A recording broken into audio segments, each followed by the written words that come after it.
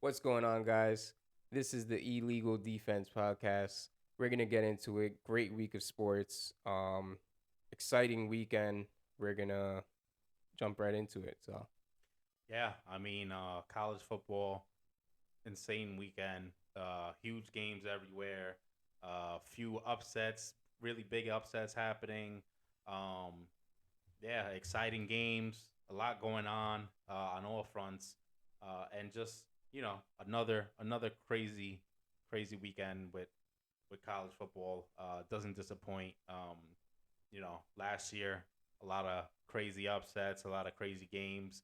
We're kind of picking up right from where we left off. Um, biggest game of the week, the Alabama Texas game, right? yeah, A lot of hype going into it. Huge point spread. Alabama favored by 20. Texas comes in and they get busy. Quinn Ewers lighting it up. Um, you know, was looking great out there until he gets knocked out the game, and then you know Hudson Card is in there hobbling around, keeping them in there. Alabama showed some flaws, right? yeah, Texas was able to keep this game close. They really should have won it. You could point to a bunch of reasons and a bunch of plays right. that should have had Texas coming out with a win during this game. Um, but yeah, just a great performance by Texas. You gotta think if Quinn Ewers doesn't get knocked out, they They have probably a win this chance. game. Yeah, they have a puncher's chance. Yeah, they matched Alabama. They brought their defense. Their defense came to play. They were able to make some plays on the outside with their skill position players, and um, yeah, it was one of those where if you're Texas, you gotta be happy with it, Right. but not let it I go think. to your head too much. Yeah, I think that's what Sark said too, because it Mm-hmm. gives you. I mean, you go against one of the best teams in the country with Alabama, and it kind of gives you a standing of where you're at with your team, where they stand with big time schools. I certainly think they'll put up a fight against Georgia. Again, Quinn Ewers had a great game. Had Quinn Ewers been able to finish it off, who knows? I mean, but then again, obviously, there's always a different game plan. Mm-hmm. So, um, Bryce Young showed a lot of promise. He showed that he can be tested and can rise up to the Yeah, occasion. tons of resilience. So that was a good thing. And then on top of that, Alabama was playing very sloppy. They had 15 penalties. Over 100 yards of penalties is never good for any game. Usually if that's the case, you come to a point where it's like these close games happen, and had Texas capitalized on that, this may have not been a close game. Mm-hmm. So if Alabama plays this way against Georgia, I think they're getting blown out the water, because Yeah. Georgia, they're able to get things going on offense. They're able to consistently get to the punch, get to where they have to get to offensively. But I think injuries aside, I think they put together a great game against Bama. So Yeah, for sure. definitely shows where they're going with that program and what Sark's doing there. So Yeah, yeah. Big time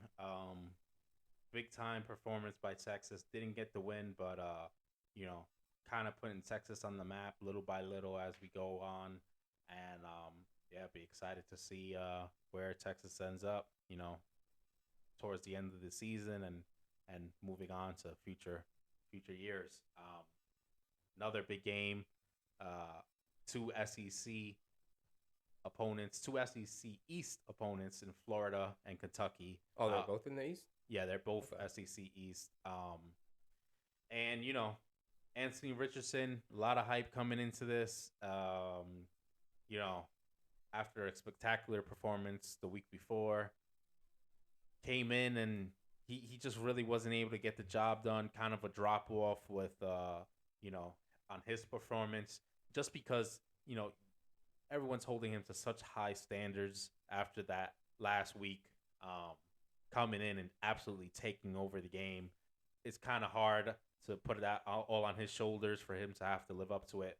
But Kentucky comes in there, Fights fights a good hard, gets the win on a tough road environment against some rivals, and big time win for Kentucky.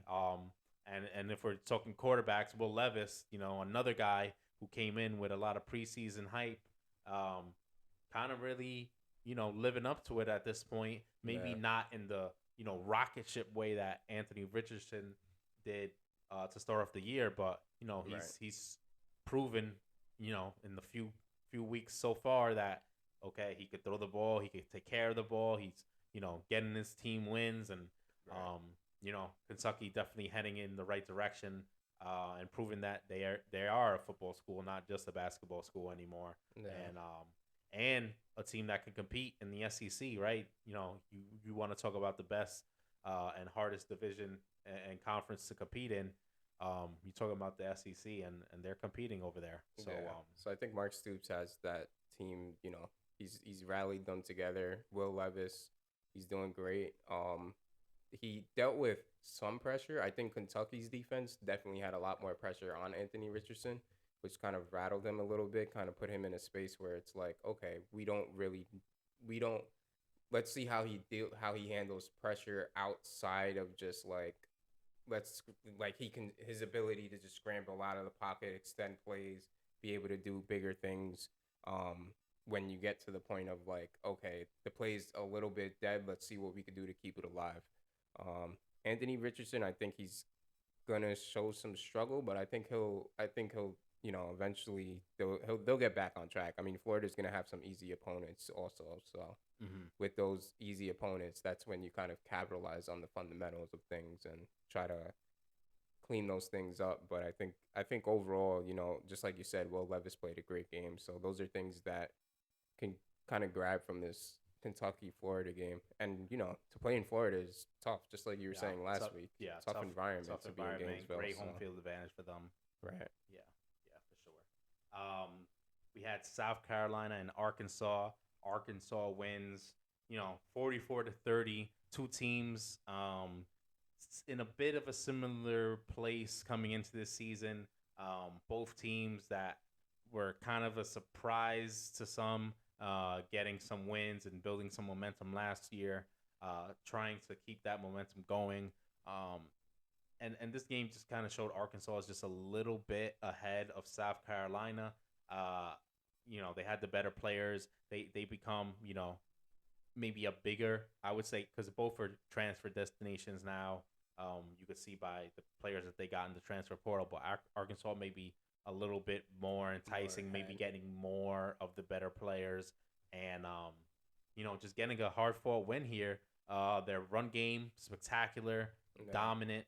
That seems Um, to be the trend with Arkansas. yeah, Because even aside from this year, the last year, the yeah. year before that, they had the leading rusher in the SEC. They had Mm-hmm, Raheem Boyd. He was mm-hmm, actually on Last Chance U, mm-hmm. and then he transferred from Indy to Arkansas, and he led the SEC in rushing. So Mm-hmm. I mean, I think they kind of stick with that identity. A lot Yeah. of these teams, they kind of you have the air out teams like, say for example, like Texas Tech. They're Mm-hmm. heavy pass team. Yeah. I think Arkansas is obviously they bring it to the ground and um yeah, I think generally speaking they just were able to be the better team that day. And Raheem Sanders had a huge game, 2 touchdowns, had I'm pretty sure well over 100 yards. And Spencer Rattler played good, but I don't think he played good enough. But I think he's getting to that point where, just like you said before, he's going to show why he was a great prospect coming out of high school. So, Mm-hmm. For sure. Another big game, Tennessee Pitt. This one was one I was definitely keeping an eye on. Figured it would be a good game. I did expect Tennessee to find a way to pull it out, um, but it turned into a sloppy game. Both teams were battling it out. Tennessee comes out with a hard fought victory in overtime. Uh, but yeah, I mean they showed that they could win ugly. They're trending up now.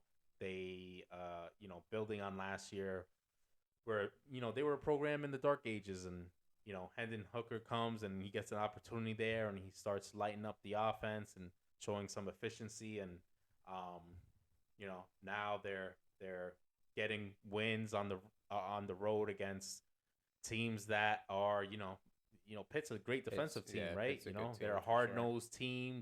They come in there. They're not going to give you anything easy, and they made Tennessee work for it, and Tennessee found a way to get it done. So Yeah, congrats to them. that was a big overtime game, and had they had their starting quarterback, you never know. Maybe that outcome is different for Pitt. Maybe Keaton Slovis wins them the game, and Mm-hmm. they are able to beat Tennessee, beat an SEC team, and just overall, I mean, it was the thing with these kinds of games, it's like when it gets to overtime, it's anybody's game. So Mm-hmm. when it gets to overtime, you kind of need your key players to make big time plays and big moments. So I think when you get to that point, when you're in an overtime game, overtime thriller, that's when big players step up. That's when I'm sure a lot of NFL scouts look for like, okay, this guy has that it factor. So Mm-hmm. I think that's what we kind of saw with that Tennessee Pitt game. Is it was a good game, but we just you never know what could happen if somebody doesn't go down. For sure.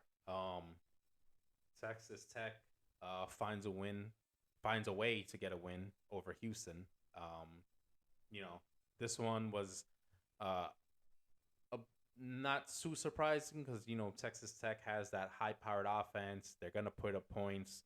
Usually, the question is their defense, right? Can they stop anyone enough to get a win? Um, they were able to this time against Houston. Houston's a really good team. A lot of people were high on Houston coming into this season.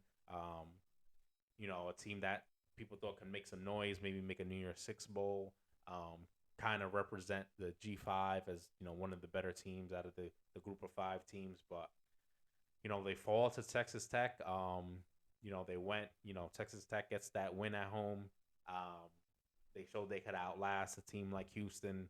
And Houston, solid team, right? Yeah, Defense, Clayton Tune, solid. great Yeah, quarterback. Clayton Tune, great quarterback, veteran quarterback, solid defensive line. Um, they have various weapons.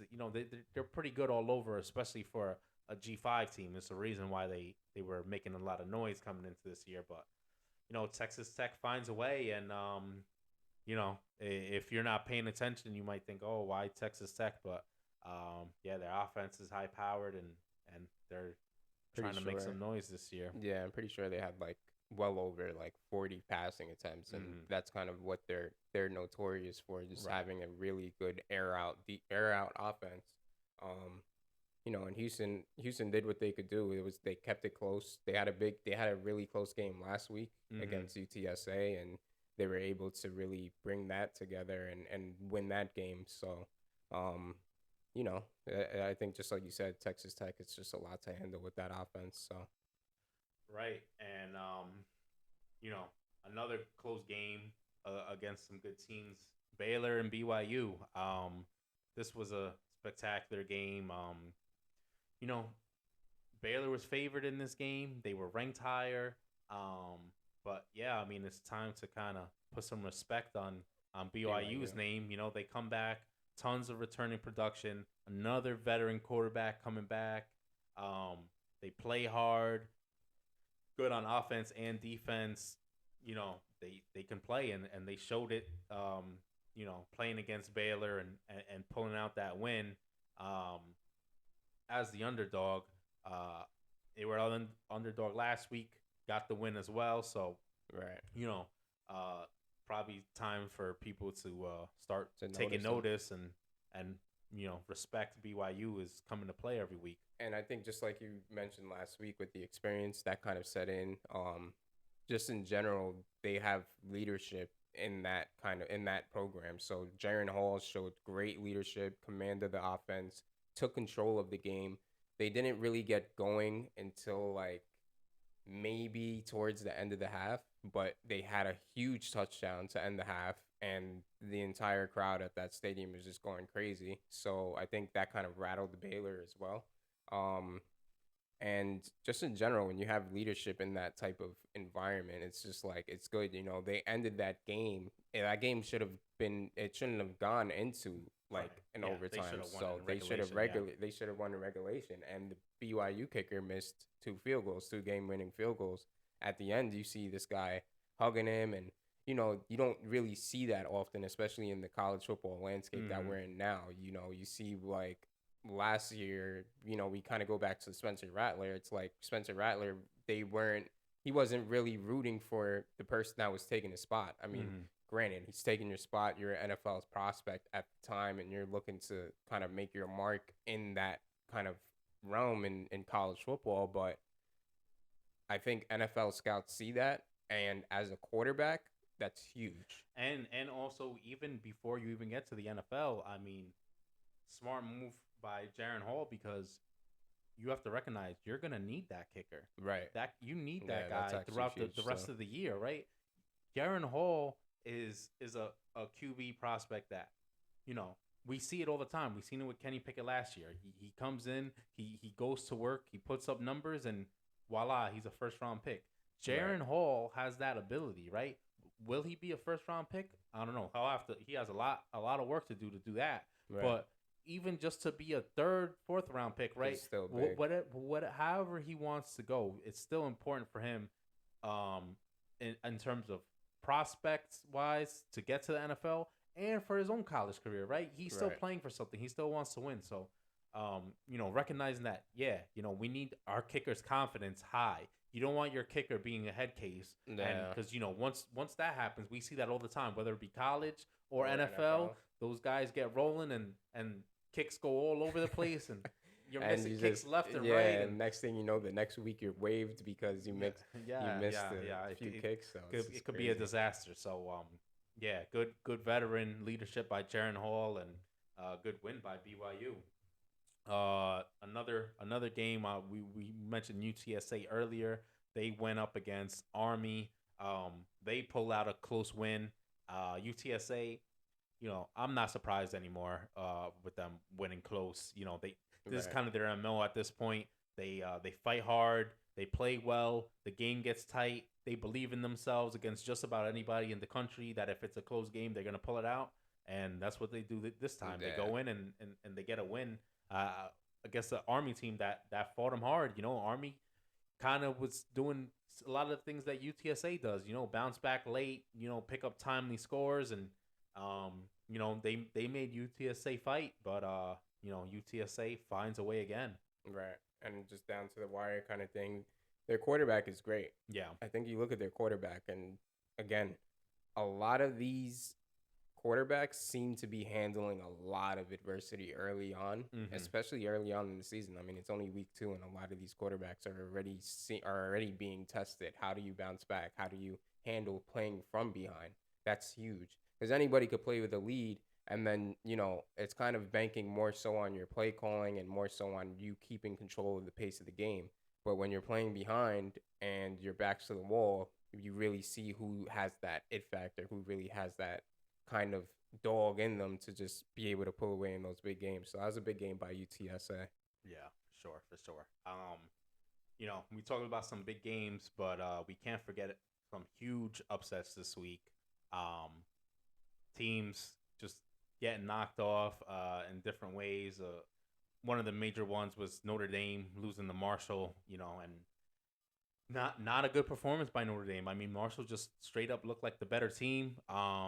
If took took the names off the front of their jerseys, you would think Marshall was probably the bigger school, Right. with more resources. They came in, and They and played hard. they played hard, and they you know they took a tough game to Notre Dame, and they weren't giving up an inch in that Right. game, and they came out with the win. And usually it's kind of like a fluky kind of thing, right? You lose off like a missed field goal or a block kick, or you lose the turnover battle, or Right. nah. Marshall, they just came to play, and they just straight up beat them. Yeah, Marshall looked like they were just a more well-oiled team. Their run game got going early. When you have a great run game, everything seems to flow. Opens up play action, opens up so much in your offense when you're able to run the ball effectively. And Notre Dame's defense just didn't look existent. So I think that's kind of like something that they have to capitalize on. And it's kind of odd because it's like, okay, they played incredible against Ohio State defensively. I mean, the score doesn't necessarily say that, but had you watched the game and Mm-hmm. had you actually, it took Ohio State to a long time to get going with Yeah. that. So, I think Marcus Freeman has some things that he has to really work on with his program, but I mean, overall, I think it's just gonna really be more of a test for him. Right. And everyone kind of knew this year, kind of like a rebuilding year. I mean, it's Marcus Freeman's first year as a head coach, Right. right? They don't have really weapons on the outside. They're starting a quarterback, for the first time, a new quarterback. They're breaking him in. So this is just part of the road that Marcus Freeman has to take. I mean, I'm still high on him as a coach. Um, but yeah, that is still a bad loss. He's been killing it in recruiting on the recruiting trail, Right. That's grabbing a where it bunch all of starts. So, yeah, and that's where it starts. But you do have to wonder, a loss to Marshall is different than a loss to USC or something like that, right? So right. you know, how will Marcus Freeman respond, right? Um, if he doesn't let it become a total downslide from here, he should be fine. But Yeah. otherwise, you might have to wonder. Okay, well, he was recruiting good, but maybe that bad loss to Marshall might sway a recruit or two not to go to Notre Dame. Right.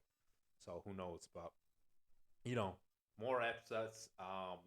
Like we said, huge upset week. Appalachian State takes out Texas A&M. That This was one, huge. this one was a crazy one. I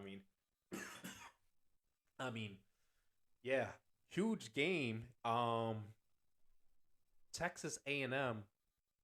Everyone figured there was gonna be no way they'd lose to App State. I mean, if they would have struggled, one thing, but to lose to App State the way they did, they cannot put together any offense, Their right? offense looked stagnant, and when they started to get going, it was like something bad just I mean, happened. their offense is, they're still running. Jimbo Fisher doesn't want to adapt. Like he doesn't want to change his offense, and that's what he takes pride in, right? He takes pride as being an offensive guy, Right. but he wants to run this outdated offense, and then he runs into a team like App State, who App State, don't get it twisted, they have a I mean, lot they of competed they last week with they North Carolina, they so compete hard, but they also the, people sleep on them because they're not a Power Five school, but right. they have a lot of players who are NFL type prospects, right? What they're going to either be drafted or get invited to NFL camps and get a shot, to make a roster if they could perform. And they played hard and they didn't back down from Texas A&M and they took it to them. I mean, Texas A&M, they got to get their stuff together. Yeah. Best recruiting class of all time Yeah, they last have year. way more 5-star recruits than App State. Yeah, I And mean, it's what's kind of insane. odd too is like, just like you talked about, it was like this outdated offense. You throw the ball in the college football landscape where things are so much pass heavy. Granted, you do have your teams like Arkansas that run the ball a lot. It's like you throw the ball 20 times, you're not really putting yourself in position to put up points like that. And then on top of that, when they did start getting going, they would turn the ball over. So it's not like they had much opportunity to kind of get things going. Appalachian State had the game for over 40, or had the ball for over 40 minutes of the Yes. game. That's the Yeah. majority of the game. They So it's dominated like, time of yeah. possession. So it's Absolutely like, dominated. how do you work against that? So Well, it's like, the problem is App State, like I said, one, they came to play. Two, they're a well coached team. yeah, for Three, sure. they have the players to compete if you let them. I mean, we saw them compete against North Carolina. Texas A&M should be a better team, right? And it's always, especially how, like we mentioned, best recruiting class of all time last year. Those guys are still freshmen. A lot of them are still not playing, but they still been recruiting at a high level years ahead of that, right? Yeah. And App State comes in and you run your stale offense. Jimbo Fisher doesn't want to do the whole window dressing with the motion and all this, but there's a reason why people started putting that in their offenses, right?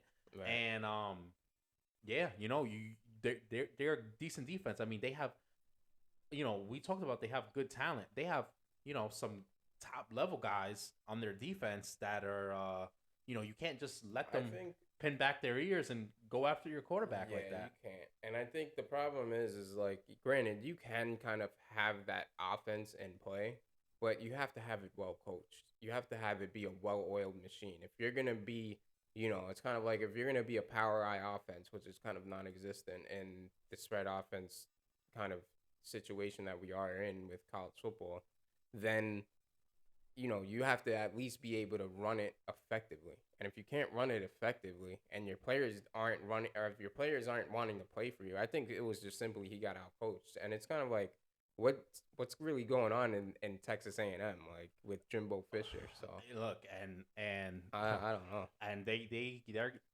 they got to pick it up because they're going to be in a world of trouble. This is transfer portal era, right? Yeah. You get all those prospects. They'll leave in a heartbeat. They'll be gone. And the whole rumors of them getting paid all this money, who knows who got paid, who knows who didn't. But Transfer portal, if your loyalty to Texas A&M was because they paid you and then you're losing, you're getting out of there. Oh, he's just there. He's just there for the money. You could go get a check where you want to be and win. Why do you have to be at A&M, right? Well, it depends. It depends. That's a whole nother subject that we could get into maybe another time. But yeah, I mean, another upset. Washington State goes in and beats Wisconsin. This one was a sneaky one, right? I looked at this game so many times last week thinking, I feel like Washington State's offense will be able to pull this off. But then I look at the spread, and Wisconsin was favored by, 2 touchdowns. And it's like, And, it gave me some hesitancy as far as like, is there something about Wisconsin that I don't know? You know what I mean? And yeah, sure enough, Washington State comes in. Not only do they cover the spread, they outright win. And yeah, I mean, it's kind of surprising too because not for nothing, Washington State didn't have the ball that much. Like, and it was a messy game, but Wisconsin like if you watch the game, realistically speaking, Wisconsin should have won that game. They had the majority of the time. They had the ball. They were in more control of the game, but it just seemed to slip away from them. And it's kind of like you kind of question it. It's like, how is it that these teams? I think generally speaking, it just shows that college football, it's really kind of like at any given Sunday kind of situation. I mean, it always is. It always has been, right? But it's to another level this year. Well, we know because last year was all over the place. Teams dropping games when you never could see them. But it's a product of a few things now. We started with the COVID era where teams can retain players that extra year that doesn't count against their eligibility. Yeah, like you bring back their fifth year. Yeah, 6 years. You got 35-year-old men playing these games now. It's semi-pro now. But crazy. So we have the same effect that we had last year with a lot of older veteran players, right, coming back. And then you have the transfer portal where teams could go in, like Washington State did. They went and they got a Cameron Ward. And he comes in and, he plays well, right? And all these teams, they're able to fill holes, and they don't have to only look towards recruits where they have to develop them for 2-3 years before they can, get on the field. You could go get a guy who's maybe more ready and plug a hole real quick that you need and go from there. So, but yeah, I mean, hats off to Washington State. Cameron Ward's is playing well, and they're a team trying to make some noise this year. A lot of people, not a lot of people following the FCS, so a lot of people don't know much about Cameron Ward, but that guy lit it up last year in an air raid system. Comes over as his head coach, gets a offensive coordinator job there at Washington State, and they put in work and they come out with a big win against a solid Big Ten team. So good for them. And then we have other upset of the week. Nebraska losing to Georgia Southern. Georgia Southern. And this was a funny one. This game, I looked at it, and I said, I'm staying away from this game. Because I do not trust Nebraska, and I do not trust Scott Frost. Yeah. And not only do they not do they not cover the spread. Right. They outright lose to a team, Georgia Southern. I mean, I'm They're sorry, in the man. Sun Belt Conference, right? Yeah, you cannot, if you're Nebraska, lose to Georgia Southern, especially after the performances you've been having the past weeks. I mean, you haven't looked good at all, this team. You know what I mean? It explains it. The best they look. I mean, the most consistency they could show is through like a quarter or so. Like Right. they can't put together stretches of good football. I don't know how Scott Frost became so bad. I mean, this guy was when he got hired, it was a solid coaching hire, right? He had UCF playing well, and he looked like a coach on the rise, and Nebraska snatches him up and hopes to turn the program around and bring them back to more, something closer to their glory days than now. And I don't know, he just can't get the job done, and they wasted no time. They fired him. He would have got half the money Right. that he was getting if they just would have waited, like an extra few weeks. They couldn't even wait. They said, whatever, we're gonna pay the extra $7.5 million to get this guy the hell out of here. I mean, if that doesn't say all that needs to be said. What a week for the Sun Belt Conference with all these upsets, though. Yeah, I mean, Sun Belt, they're gonna want to they're gonna want an automatic bid in that new playoff. Yeah, right. Yeah. But yeah, I mean, congrats to all these teams getting upsets. I mean, sucks for Scott Frost. Yeah, Scott Frost is gone, and hopefully he finds a job somewhere. And all that talk about Nebraska last year.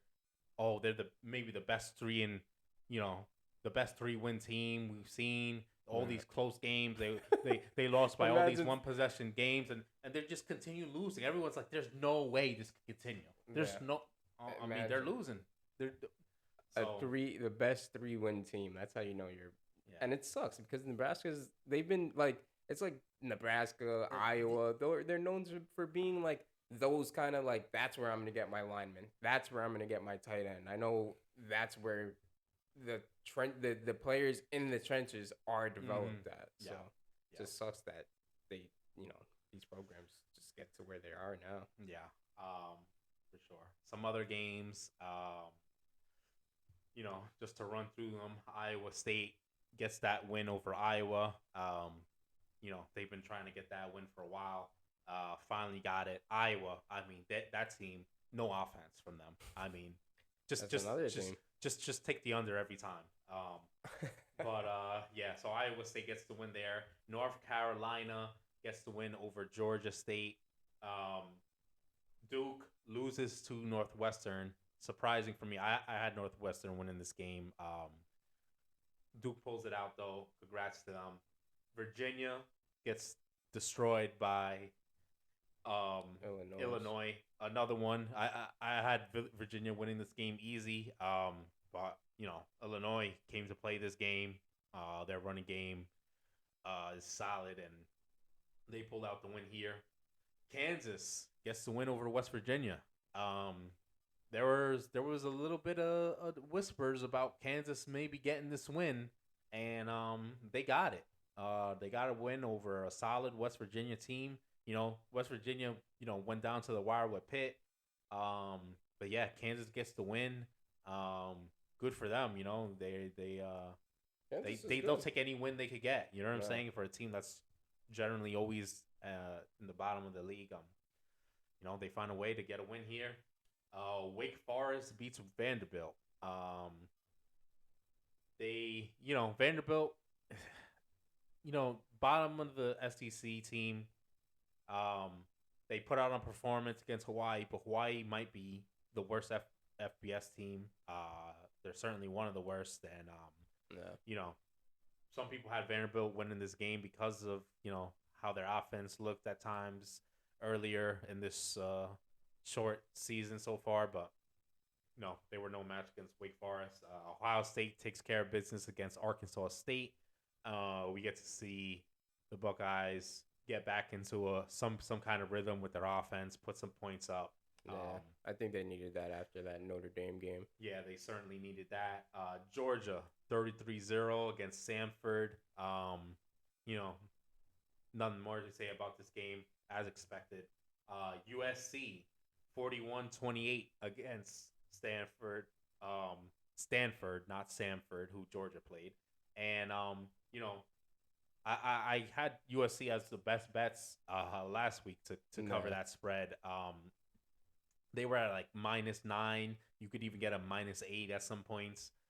They covered that spread no problem. I didn't see any way they weren't. I felt like uh, it was gonna be kind of the coming out party for Caleb Williams and Lincoln Riley and all those transfers that they have, and that's what they did.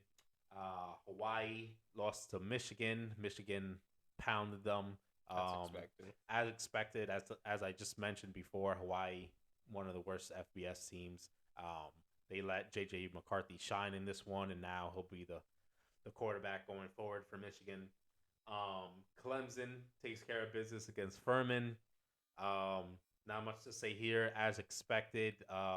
I think they should have blew him out a I, little bit more though. well, yeah, I I don't was think gonna a say 30, the only thing you 35 to might 12 say is is like you would expect a little bit more from Clemson's offense, but also they haven't been showing it in the other games, so maybe it's just not coming this year.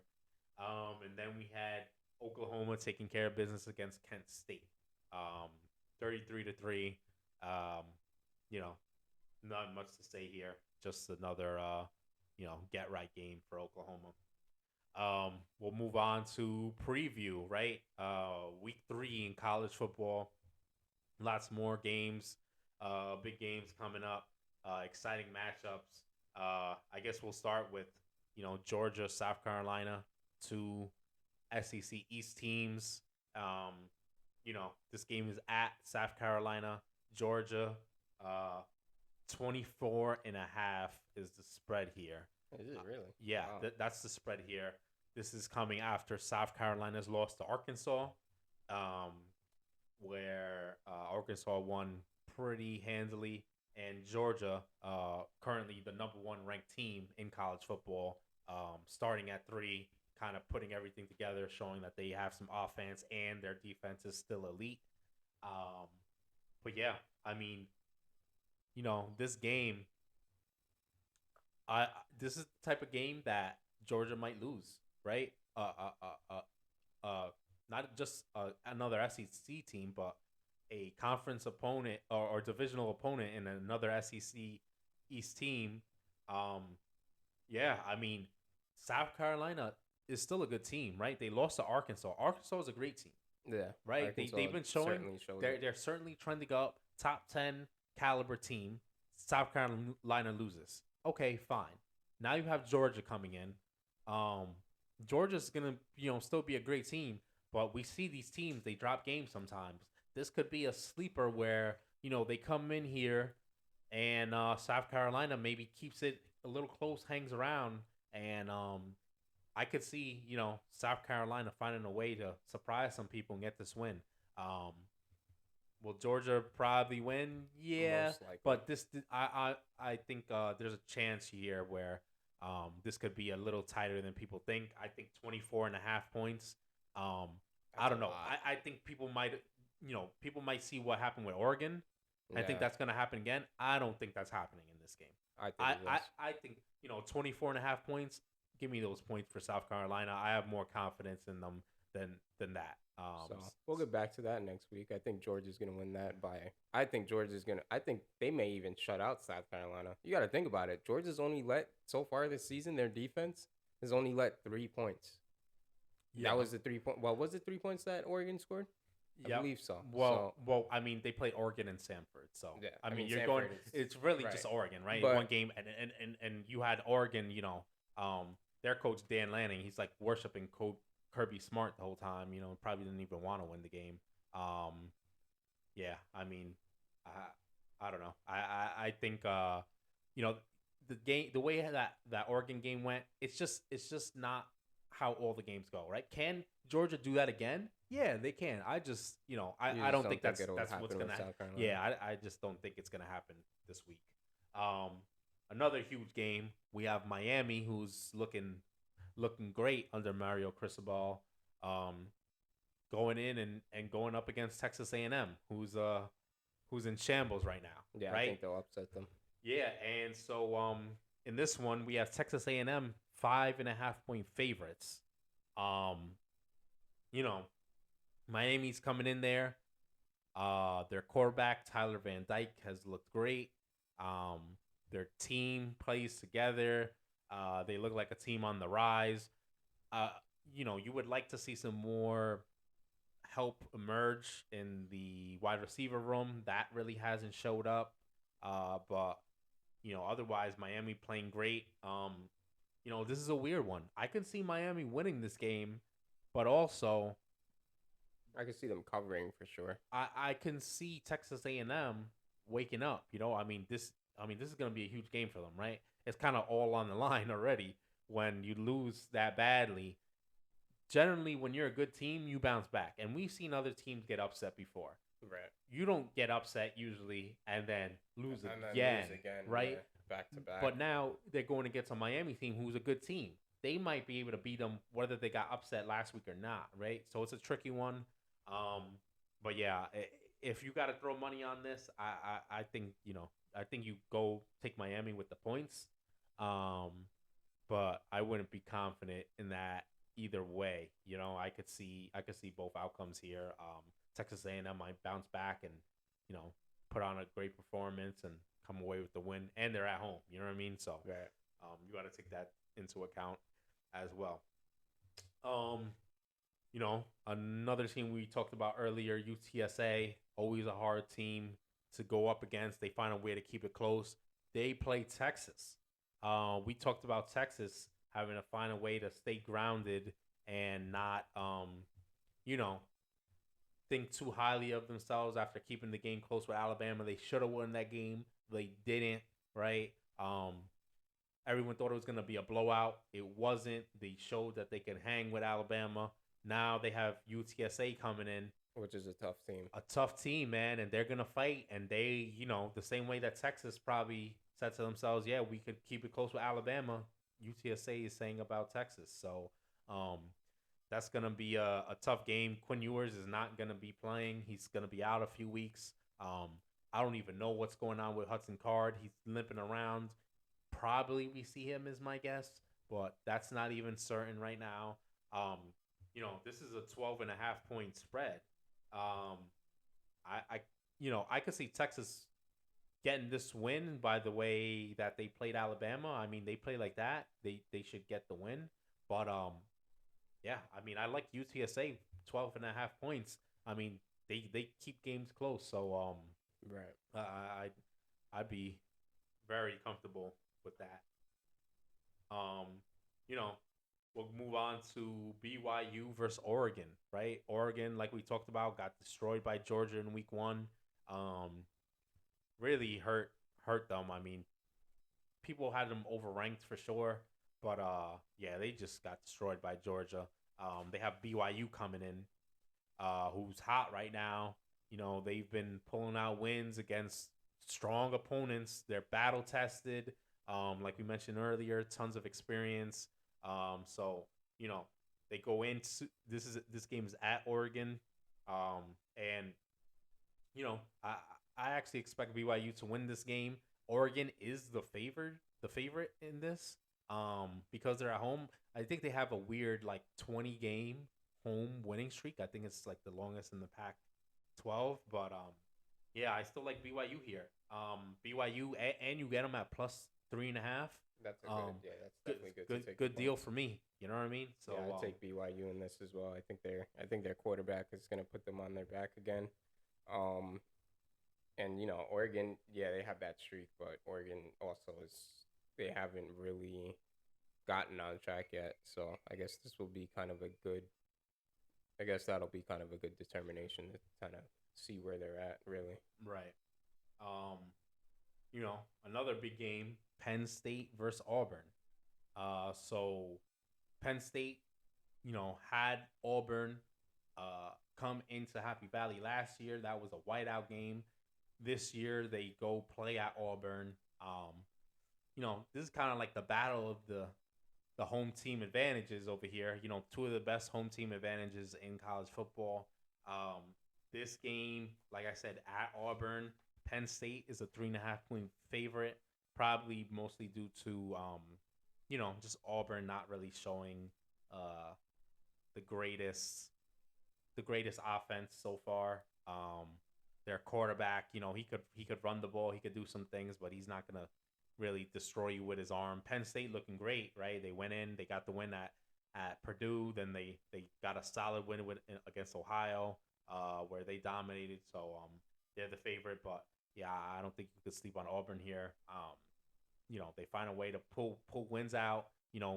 Everyone remembers last year they took Alabama down to the wire. They should have won that game against Alabama last year. Right. They got Penn State in their building, one of the greatest home field advantages in college football, as we said. So yeah, this will be a tough game, and probably a close game, probably a fun game to watch, regardless of who ends up pulling out the win here. And then we have Utah going against San Diego State. San Diego State, great defense, not as good offense.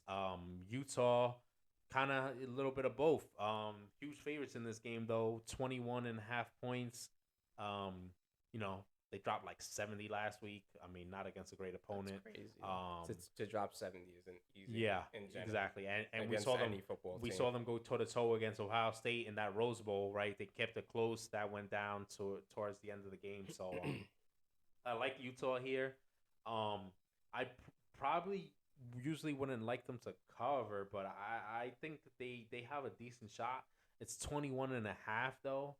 Yeah, So that's kind of that's a lot. over 3 touchdowns.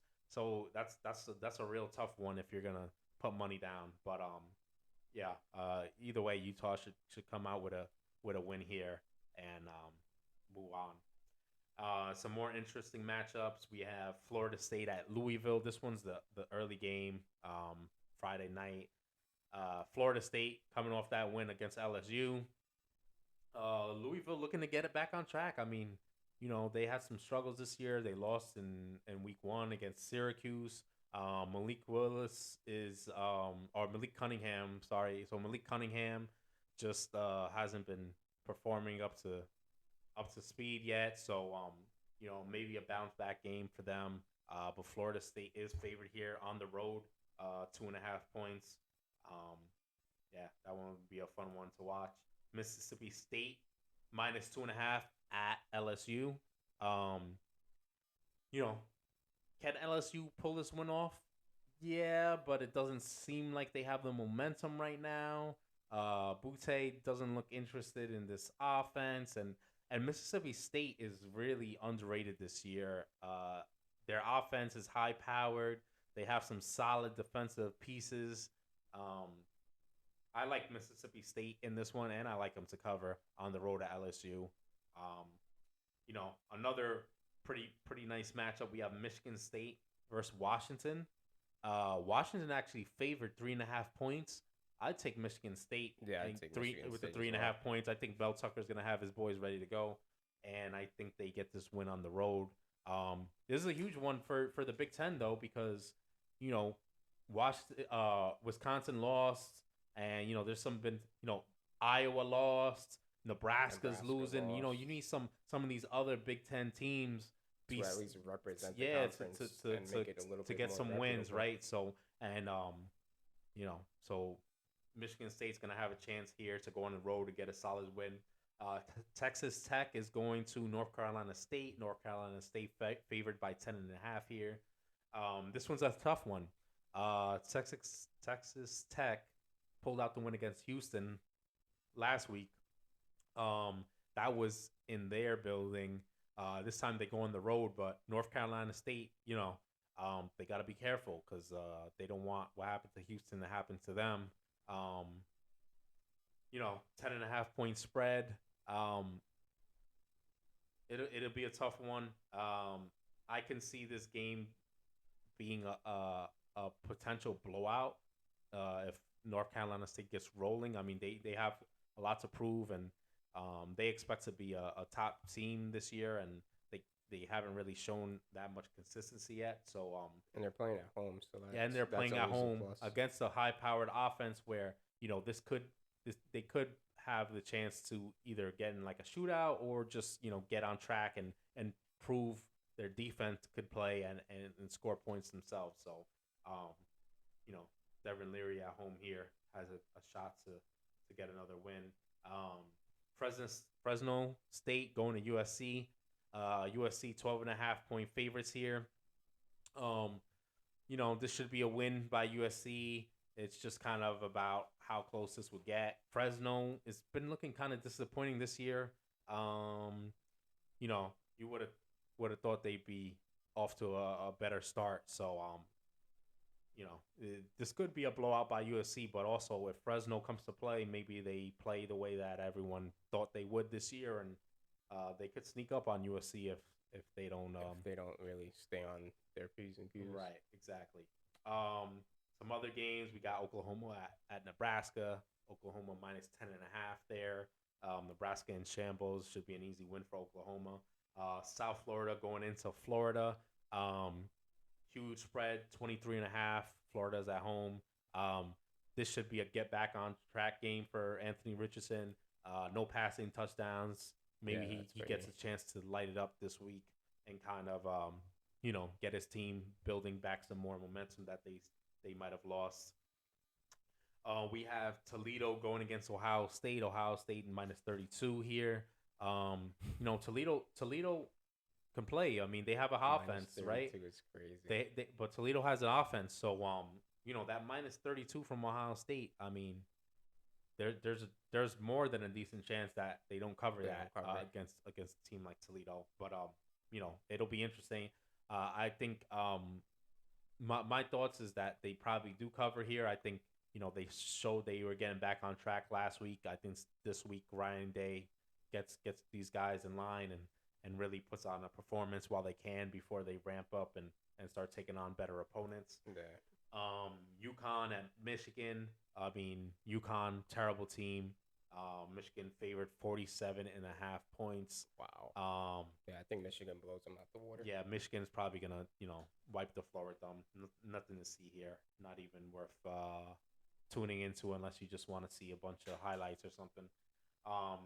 Similar thing going on. Alabama, UL Monroe, 49.5 point favorites. When the spreads are this big, this is just a get on track game for these teams. UL Monroe, it sounds like maybe it's like a culinary school, but yeah. And then Clemson minus 33.5 versus Louisiana Tech. Another get right game for another powerhouse school. I do think they should be able to show more in their offense, though. It is a game where it's like that's a gimme. You could look at the spreads and you can see that Vegas doesn't favor their scoring ability, because we talked about Ohio State minus 32 against a high scoring Toledo team, right. And then we talk about Michigan and Alabama minus 47.5, minus 49.5. Clemson playing similar opponent minus 33.5, right? Yeah. So this is a game where this is supposed to be for them to get on track. They need to start putting more into their offense, producing more scores, producing more yards, right? Showing more as a well-rounded team. They have a solid defense. We all know this. They have an amazing defensive line, a bunch of NFL prospects, but man, they really got to get back on track with this offense, and they should get to do it here before they get into ACC play. And that's where you have to really because make the decision. That's going to be tough when once you get into that. Are we going to start Cade Klubnik, or are we going to keep going with DJ? So, right. All right. So some teams on upset alert this week. We mentioned before that Georgia South Carolina game. I think Georgia has to be careful here. Huge spread, 24.5 points. I think that's like we said, based on that Oregon game. Georgia blowing them out, but I don't think you could sleep on South Carolina. They're not a bad team. They need to watch out. Georgia needs to be careful going in. They're going to South Carolina as well. We talked about that UTSA game as well. Texas is gonna have to be careful. Don't get too. I mean, it's weird. It's a weird situation. They lost and they're still getting praise.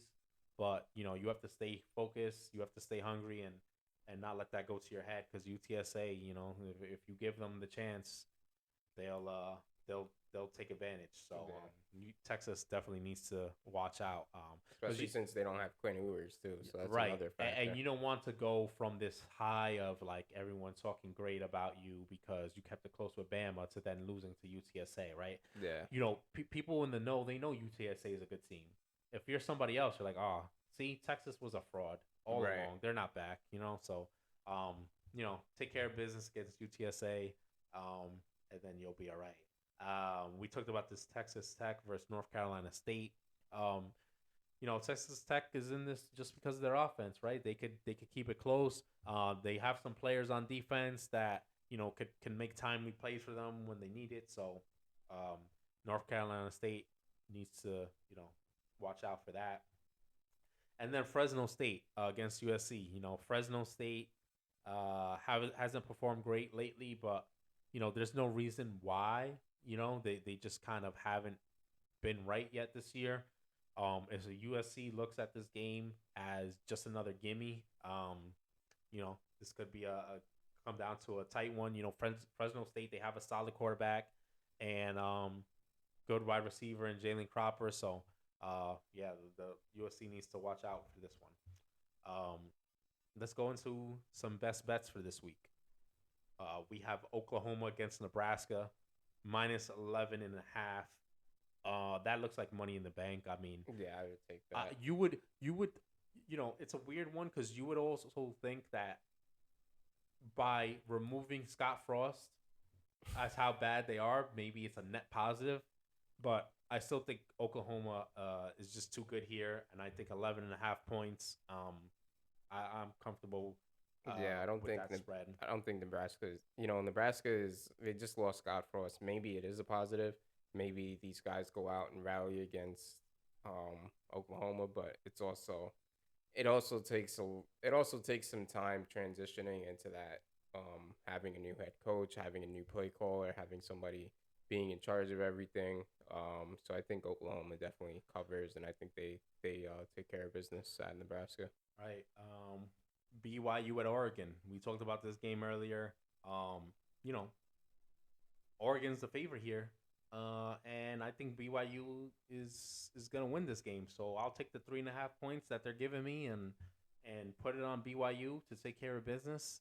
And Oregon has that home winning streak, but these streaks they're streaks until they're not. Yeah, right. Streaks are meant to be broken. Right. Records are meant to be broken. BYU takes care of it. I would take the money line. They just handled the top 10 team. Well, so. Yeah. Well, this is best bets here. If it, 3.5 points, even if they lose a 3-point game, it's all right. It's gonna cash, right? So if you want to be safe, just take the points and lay back, and that should collect for you. Similar game, Michigan State versus Washington, 3.5 points again. I like Michigan State here to win outright, so give me the points. I'll take that, easy money. And then so for another one, I kind of looking at these numbers, this Iowa, they have Nevada coming in. Iowa can't score for anything. I mean, these guys are scoring points on safeties and field goals over here. And Iowa is minus 23.5 against Nebraska. I don't know if Iowa scores 23, as a team. Against Nebraska? Wait. I mean, against Nevada. Yeah, against Nevada, right. So, right. I don't even think Iowa as a team scores over 23.5. I would take the under as a team scoring that, right? Yeah, as a team total. So if you want, you could take Nevada plus 3.5 here.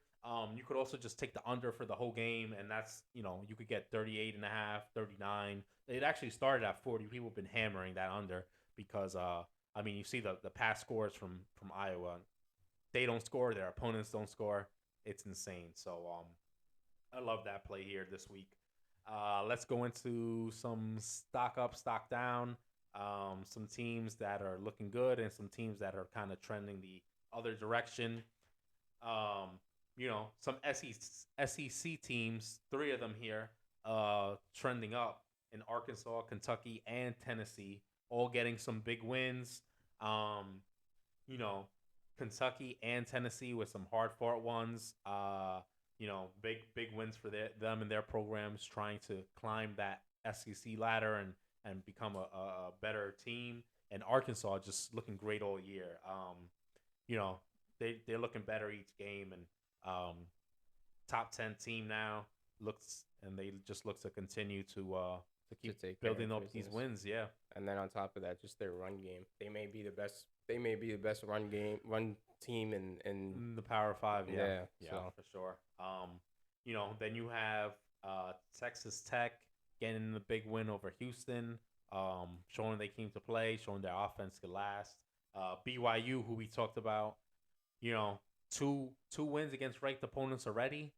Um, they're showing their veteran leadership, their returning production, and just being able to put it all together, being a full, complete, well-rounded team. So BYU definitely trending upward, and they look to in another game this week against Oregon, can continue that. nah. We have Kansas getting that win against West Virginia, big for Kansas. Um, they're not expected to win many games any years. So a win against West Virginia is good, and they put up a bunch of points in that game, right? They look great. So good for Kansas. Some teams maybe not looking so great. I had to throw Alabama on this. Right. Not to say they're They're gonna not fall by the right. wayside, but they looked beatable in that game against Texas. Right. So you have to see that they have some flaws there. Will Nick Saban probably figure that out by the end of the year? Yes, but they're not figured out yet, and that's not what people thought coming into this year, and that's why you see Alabama move down to the number 2, and Georgia take the top spot now in the rankings.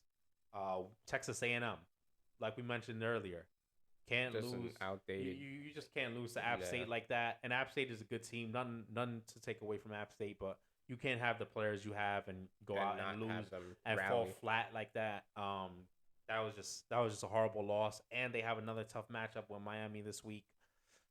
Could be complete disaster for Texas A&M if they can't find a way to bounce back. And then Nebraska, obviously, under Scott Frost.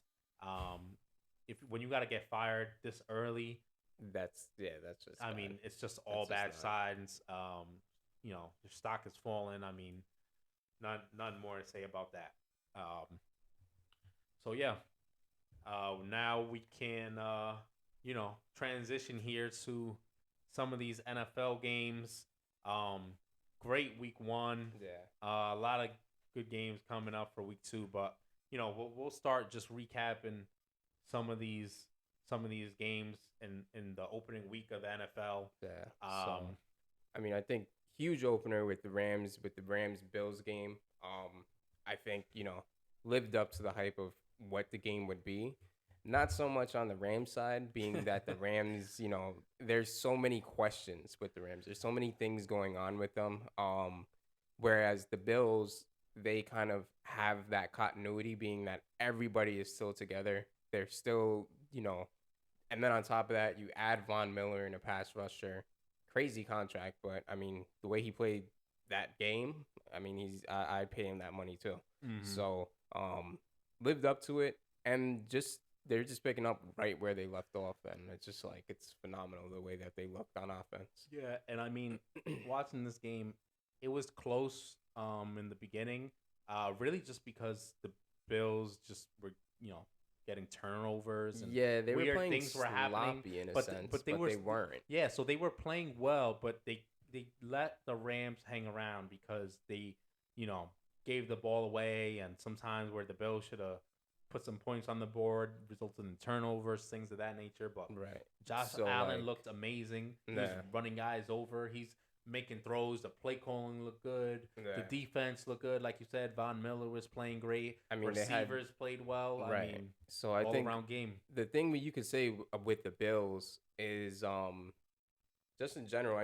Josh Allen looked fully in command of the offense. In the opening drive, they looked great. They did what they did, and even past that, the pick that he threw to Isaiah McKenzie was on Isaiah McKenzie. Yeah. He tipped the ball, he didn't catch it, so it's like, but it didn't seem to really throw off Josh Allen because it's like, put the ball back in my hands. We're gonna drive down the field and do what we do. What I will say is Matthew Stafford, I think he's gonna be all right. I think there's no reason to panic. I think if there's like a panic alert from 1 to 10 for the Rams, I think it's like maybe a 3. I think Matthew Stafford's gonna get on track, but I will say I think he's not completely healthy, Yeah, I and mean, it kind of shows. he Like doesn't look it, and they just looked overmatched against a Bills team that's kind of a more complete they team at have this something to point. play for, a lot more to prove, something to play for. Also, they when you win the Super Bowl, you have some roster turnover, right? No Robert Woods. He was injured last year, but he was great when he played. He Right, leaves, he goes to Tennessee. Odell is still just hanging out as a free agent. He'll probably sign a few somewhere weeks soon. into somebody who he knows is a playoff contender. Matthew Stafford, like you said, doesn't really look to be completely healthy. Still has to maybe build some more chemistry with some of the wide receivers and things of that nature. I mean, Cup looked great, but Cup can't win it all by Yeah, himself. you can't target him that much. Defensively, you know, they lost Bond. He goes to the Bills, and they still have some playmakers. They still have some studs over there, but um, They you still know, have Bobby Wagner. Bobby Wagner had an impactful game. mm-hmm. Um, Again, they have too many stars on that defense for them not to get things I mean, together. did you see Josh Allen teabagging Ramsey? I'll say this, man. Josh Allen's phenomenal, and I love. I'm a fan of. Obviously, you need to be mobile in the NFL, but if I'm McDermott, I don't want Josh Allen trucking defenders, stiff arming defend like take care oh, take care of the ball. Do what you have to do. You have Stephon Diggs, you have Gabe Davis, you have Dawson Knox. Let them do what they could do, and then just let them get to work. Like that's all you have to really do, Yeah, man. I And think it's like I think they need to minimize that a little bit, but it's fun to see and it's fun to know that you have that in your it back is pocket when you do for need sure. it. He needs to be a little bit more careful.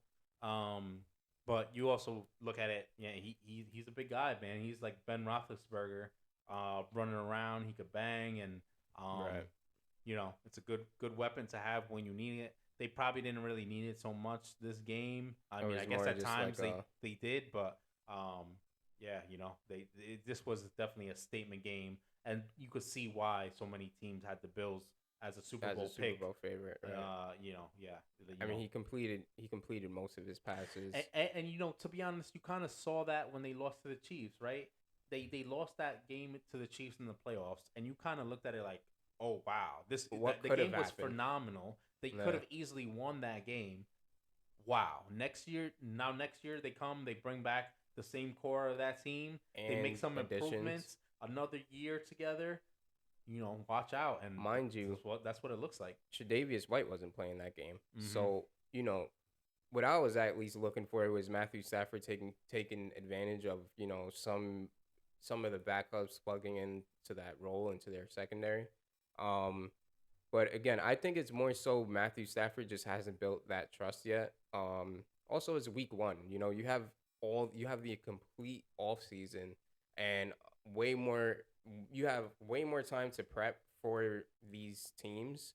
I mean, the Bills could have prepped for the Rams 3-4 weeks ago, whereas versus you have 1 week or you have 4 days or 5 days to prep against a team. I think you have to get Allen Robinson involved more, get the run game. I don't know what happened with Cam Akers. Cam Yeah, Akers was non-existent. surprising. Um, Completely just not in the offense. I I mean, don't know if it's maybe he's not healthy what's or what's what's what's the deal with Rams running backs? I mean, since they moved to LA, it's like they can't they string just can't. together more than a few seasons. Yeah, You it's just they odd, you just got to get rid of them. They turn into garbage. and it's kind of like it makes you think. I mean, just you know, it sets a bad precedent in the league for running backs getting paid Yeah. because it's like, look at the Saquon Barkleys of the world. Granted, he had a great week this week, and we'll get to that. But look at the Christian McCaffreys. Look at Christian McCaffrey's great, but it's like how available is he? Mm-hmm. And it's like these players want huge contracts, and granted, rightfully so. They're putting their bodies on the line um, every week, but it's like the drop off of them is just incredible. Yeah. And it's like I mean, look at Cam Akers. He didn't really do anything much. I think Matthew Stafford gets back on track. They versed the Falcons this week, so hopefully that's kind of something that'll get that offense going, try to get them into a role and get continuity. I think they'll be fine though. Yeah. Um, we had the Colts and the Texans here. Um, Colts in Texas, my man Davis Mills, man. I am a firm believer in Davis Mills. I'll tell you this, man. Houston does not need to get a quarterback. If Houston, you think I'm crazy? If Houston gets John, if Houston, all right. So John, they don't have John Mechie, right? Or John Mechie. Mechie, right? Mechie. They don't have him this year due to his medical problems that he's having. But had they had him, you don't know what Davis Mills could have done. And on top of I that, mean, they still have Nico Collins. right? But the point is, build around Davis Mills. If you have an opportunity to get Bryce Young, okay, granted, get Bryce Young or CJ Stroud maybe, but it's like, bro, Davis Mills is not a bad quarterback. He's a starting quarterback in this league. Look, Davis Mills is not bad. But it's gonna be up to them if they're in position to get a new quarterback, right? Are they gonna be? I don't think they will. You don't think they're gonna be one of the worst teams in the league? Then they won't really have a shot. Maybe they still grab a Will Levis or an Anthony Richardson. They're not going to be a top half team of the league, right? They're not gonna. They're probably gonna be under 500 regardless of what you think of them. So maybe they might not get a top 3 pick, but they're still probably getting a top 10 pick. Yeah. But yeah, I mean Davis Mills, he can play, right? He's he's put it together. I mean, I've watched him last year go and surprise me a little bit with his ability to make some throws and look poised. I mean, that's really the biggest thing with him, right? He doesn't look like it's too big for him, or the moment is too big, or the task is too big. It's kind of like even kill. Yeah, so for sure, and he, they keep it close against the Colts and come out with a tie, which a lot of people had the Colts winning this game easily. So the Texans, granted the Texans last year came out week 1 and lit it up. Right. Tyrod Taylor lit it up, and they came out with a huge win before a terrible season. But still, I think Lovie Smith is gonna get this team to start wanting to play. And this time, Watson is gone. They had that whole saga going on where he didn't even want to play before even the allegations started. It was a circus down there. You have all the stuff about the owner. Yeah. I would have liked to see Dameon Pierce get more involved though. Yeah, and I think he will. I think there's probably like a week 1 thing. Yeah, they're just working him in. Game plan. Just because he's a rookie kind of thing. Especially an old school coach like Lovie Smith. But kind of how it goes. The Colts, they looked good. I mean, they have some things that they need to brush off, but I think it's just week 1 rust that a lot. Matt Ryan looked good.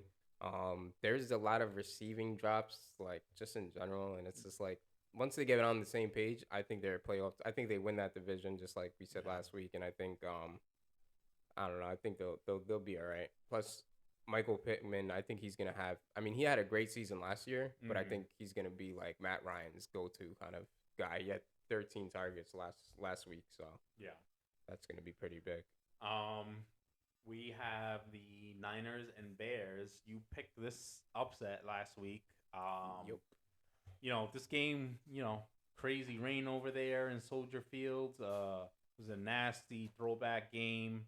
The Bears get it done. Justin Fields makes enough plays. Trey Lance didn't look very good. Probably less than ideal conditions for your first start. But, the Bears, credit to them. They got it done and against a 49ers team that made a deep playoff run last year and has a stacked defense.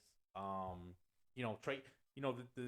They have Lance as the quarterback really just because some of the limitations that Jimmy G has, but with Jimmy G they went pretty far. Games. And then Trey Lance comes in and first game he doesn't look that great. So granted, like we said, terrible weather, but it's something to keep an eye on and see if he could bounce back and show why they moved up to draft the guy, or if maybe they're gonna have to revert back and maybe the team starts calling for Jimmy G to take back over. Jimmy G starts by week 5.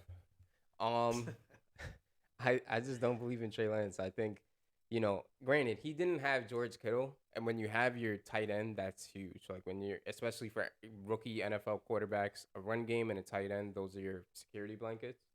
Um, so yeah, I mean the Bears, not for it was just a messy game. I mean it's a rain game, you can't really expect much, but overall it was just kind of like a backyard football kind of game. Just didn't really there wasn't really continuity on any type of offense. They were blaming Matt Nagy, but not for nothing. That offense didn't look any better without him. So, Yeah, um, for sure. I just for the 49ers, just to kind of take away from it, I just don't think Trey Lance has what it takes. And I feel like the 49ers are kind of all in on him right now because they want to show the league, like, hey, this is, and they want to just show him. You want your quarterback to have confidence. So you you trust him, you give him the keys to the car, and you try to see where he could go with it, and if he doesn't, then that's why I think they kept Jimmy G. And it's like, he was, apparently they reported that he was annoyed about it, Yeah, yeah, I which, heard this so, but granted, of course you'd be annoyed if you thought you were like, oh, okay, I got the offense, I got this whole thing, we're gonna roll with me. But it keeps you on your P's and Q's. I think Trey Lance has to get it together. He has to put together better games, and Jimmy G wins football games. So that and he's not you can't go into Lambeau Field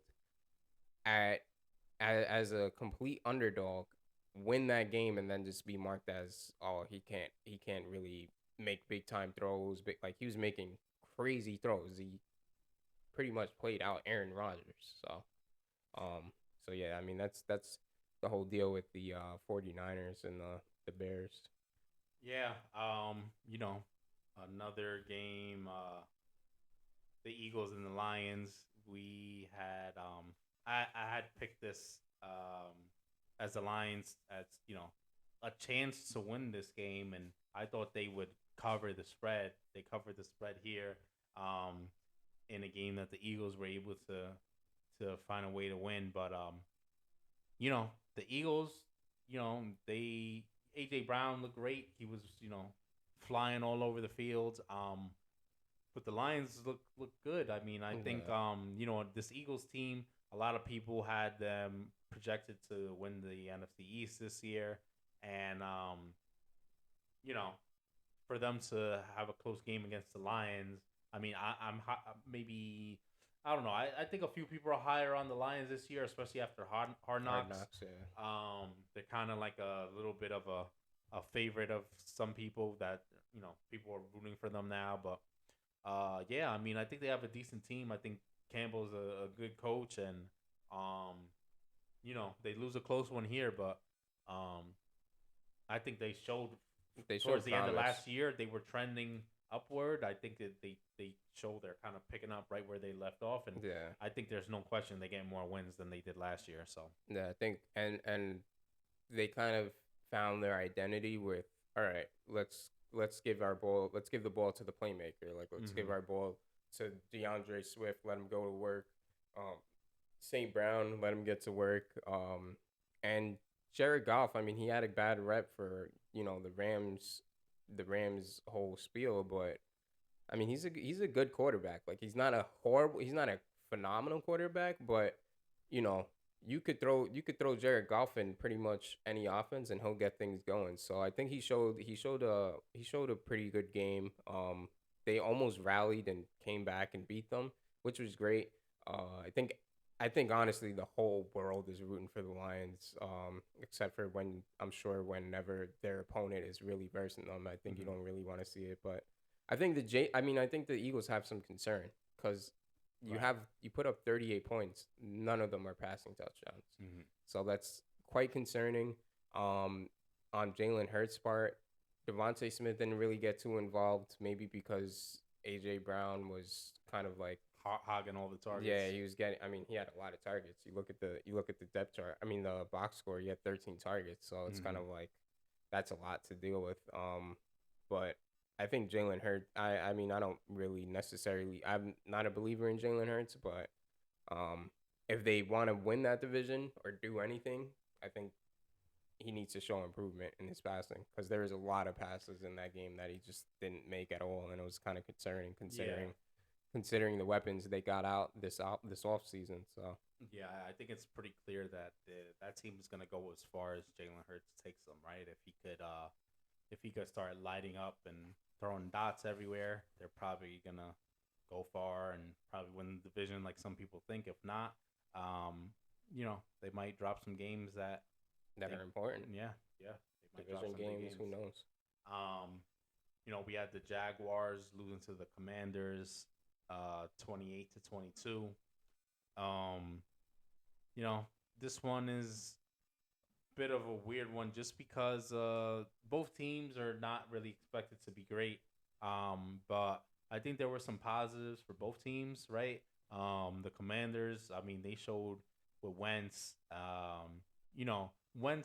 Wentz's reputation is kind of all over the place. He had that one season where he was like playing at an MVP level, Yeah. and then ever since then he's kind of been like a sort of known as a head case where you don't know what to expect from him and Nah. how is he gonna play? Is he gonna play good? Is he gonna throw the ball away? Is he gonna get injured? Who knows? Right. I think Wentz is going to be able to run this offense and put up some points. Right? They have weapons on the outside. He got a bunch of their receivers involved. Seems like him and Dotson have a really good connection. Yeah. It seems like that's going to kind of be, although Terry McLaurin is a great wide receiver, it helps because he'll get a lot of key ins. He'll get a lot of looks, a lot of doubles, I'm sure, throughout the season, and it gives Johan Dotson to get some. John Dawson will certainly get free. They still have Curtis Samuel over there, so yeah, that's a huge weapon actually. So between the three of them, right, they have weapons, so they shouldn't have too much problem getting some production out of their offense. The Jaguars, Trevor Lawrence, they got him some weapons finally over there. Who looked great was Trayvon Walker, right? He certainly showed, number one pick worthy. He gets a pick where he, comes back across the middle, snatches that ball out of the air, and tries to start running away with it. And then, he gets a sack as well. So, pretty good first game for him. Showing why he was drafted number one with the physical abilities and traits, and now backing that up with the production. So, it's good to see that as well. We had the Dolphins. They come and they beat the Patriots 20-7 at home. This was one where we talked about it last week. We could have kind of seen this going either way, right? Yeah. Bill getting a win, anyways. Right. The Dolphins are a team that, they're a bit of a wild card in this NFL, right? You don't know what to expect from them. It's all on Tua, really. Yeah, it's kind of all on Tua. They bring Tyreek Hill in there. You wonder how good they're going to be. They're going to be a decent team for sure. Is Tua going to stay healthy? Is the offense going to stay consistent? Right. Is how good is the defense going to be? So there's still a lot of questions with the Dolphins, but they come in, they take care of business in the first game against the Patriots, and the Patriots just. You know what's weird with the Patriots though? Although the Dolphins Patriots games are like the Patriots tend to lose in Miami. Like even when they had Tom Brady. Yeah. There's always been crazy upsets in Miami. So I mean it's I don't think if you're a Patriots fan you should be too down. I think that like you said, they find a way to lose in Miami enough times. I think they're used to it. I mean, I remember, Tannehill wins out there. There's been tons of that. So the Patriots will be fine. But yeah, Dolphins get the win in week 1. The Steelers versus the Bengals. This was a fun game. That was a crazy game. Crazy game. We talked about last week how, you can't count the Steelers out like a lot of people were. Yep. And I definitely like the Bengals in this game to win. Right. But I also, Mike Tomlin, his teams come to play. They play hard. He he finds a way to win. Mike Tomlin gave his whole team black Air Force One. Yeah, I saw that. I saw that. Yeah. Um. He's a great coach, man. He knows he has some coaches. Some coaches are great X's and O's guys. Like the Andy Reids of the world. And Andy Reid's also a player's coach. Mhm. But there's something about Mike Tomlin that he connects really well with players in general. And he generally gets the best out of what he can get with who he has. And that's what makes a great coach. That's what makes Bill Belichick Bill Belichick. That's what makes John Harbaugh. Yeah. Maximizing the talent. Right. You do what you can with what you have. And Mike Tomlin showed that. And I'll say this about Mitch Trubisky. People could talk about Mitch Trubisky. He played well. He played well. I think Deontay, if you're looking to for a fantasy person to pick up, and I mean, I don't think he's gonna be on the waivers, but if you're looking for somebody to start or be on the lookout for, Deontay Washington got the majority of the targets. Plus Mitch Trubisky he's brought the Bears to playoffs like twice, I'm pretty sure. And granted, they had Matt Nagy, but last year they were just saying Matt Nagy, oh, this offense looks stale and la la la. So it's like, I don't know. I believe I mean, it sucks because I'm a Ravens fan, but I believe the Steelers could do things. And what a thriller though. Like that game was just back and forth, just crazy. So Yeah. Yeah. Huge win for the Steelers against the Bengals team that went to the Super Bowl last year, but the Bengals will be fine, I'm sure. We had the Browns 26 beating the Panthers 26-20. This was at the Panthers. Baker being Baker. Yeah, I mean, I expected the Browns to win this one. I just think they just have a better overall team. Baker didn't play that bad, to be honest with you. He looked fine, but the Browns still got the win. I think, I mean, the Panthers, they have weapons. Browns, they're playing better. Jacoby Brissett for now with no Watson, so that's just suspension is over. But yeah, I mean the Browns. I mean solid defense. They have great Myles players Garrett there. Had a great game. I think Myles Garrett could win Defensive Player of the Year as well. Yeah, and Browns get this one. Let's move on to the Saints and the Falcons. This one was a close one, but the Saints get the win here. I thought the Saints were going to get this done. This was closer than I would have thought. But, I think there was some positives here, right? Michael Thomas comes back. He gets a touchdown. Olave, he gets a touchdown. That could be a dynamic duo at wide receiver here. Taysom Hill, he comes in and gets some production. With some the diversity. Yeah, with some little trick gadget plays and all that. So I think Jarvis Landry too. He's fit right into that. I think him and Jameis have something special. Right. Michael Thomas is back.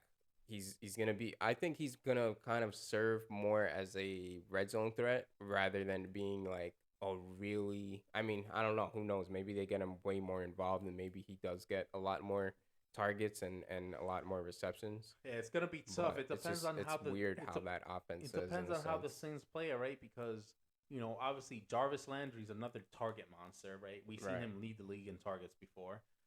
You got the rookie Olave in there, who you can't ignore. He's fast. He's super fast, and he's a great weapon, right? And he's a solid, dependable guy, right? He comes in as a rookie, but the way he goes to work, he comes in almost like he's been doing this for a while. And then Michael Thomas, one of the greatest receivers in the league, he's been off, but he comes back. Jameis knows he got to get him the ball. Jameis is gonna try to get him the ball. I love Jameis, man. This Jameis story, just the way he is, totally charismatic. I don't know. I like Jameis. I think one takeaway. I mean, granted, they came back. Like Atlanta blew a lead as usual. It seems like they just consistently blow these leads. I think some good takeaways is obviously their offense. They're known to be pass heavy. The Saints are always known to air out the ball. They kind of have to get Alvin Kamara going again, but again, it may just be some some rust to knock off. A lot of these players, a lot of these starters didn't really play in the Yeah, preseason. no preseason for So most of them. week Yeah. one is really just a toss up. Try to see Mm-hmm. where people are at, where teams are at. Plus, you have so much preparation to prepare for week one. Um, the main concern with the Saints is more so their defense. They added a lot of they had a lot of additions. And then on top of that, you bring Tyrann Mathieu. Their pass rush was kind of non-existent, which is kind of weird, being that they're kind of notoriously known for having a great pass rush. So I think they have to get after that. The Falcons, they generally looked good. They seem to be more on the run heavy side. They're gonna utilize Patterson as much as possible, Mariota as much as possible. I think they just need a quarterback. I just don't think Mariota's that guy for that or for that team, and they just need to do something with that team. Yeah. Yeah, and Mariota probably be the guy this year. They have rated it there. Maybe at some point he gets it, but Oh yeah, right. probably he's just a fill-in guy for now, and at some point Ritter takes over, or maybe they play bad and grab another guy, and who knows? Who knows? Ravens against the Jets. This one was what you would expect, I guess. Ravens take this win. Jets look like they're still a mess. Yeah. They look like more of a mess offensively. Uh, Jets have a lot to be. They have a lot to at least take away from it. I mean, the score doesn't tell it because the score is a score, but Yeah, they have a great defense. Yeah, it was closer towards the beginning. And their run defense was great. Mhm. They seem to contain the Ravens' run offense, which is their bread and butter. Um, Lamar showed, he could obviously be effective. There were some throws that were kind of questionable still, but I think that's we'll see more throughout the season. I think it's the Jets. There's not really much you could tell from the Jets. They're a young team, young secondary. So, I mean, that game is pretty much not really much to Right. take away from that, and not really. They did lose a lineman, so I think it was Jawan James, which is pretty tough on the Ravens, but we'll see what happens with that. We had the Chiefs beating the Cardinals 44-21. Chiefs kind of, you know, uh, did Chiefs things, right? They threw the ball all over the field. They scored pretty easily. They aired it out, and the Cardinals just couldn't keep up. They didn't seem like they have the weapons or were capable of keeping up, and like they weren't capable of stopping that Chiefs offense. Yeah, just high powered. Kelsey looked great. Mahomes looked great. You know, receiver wise, still a little iffy, right? They got some production, but you know, it's yet to be seen how it's gonna turn out long term. You know, We'll see what happens. I don't think that was much of a test for the Chiefs, because the Cardinals. You have to look at it too. The Cardinals they lost two big pass rushers, and Chandler Jones and J.J. Watt is inactive. Um, so they weren't really able to get any pressure on Patrick Mahomes, and that's kind of when Patrick Mahomes kind of shows some struggles, shows some problems.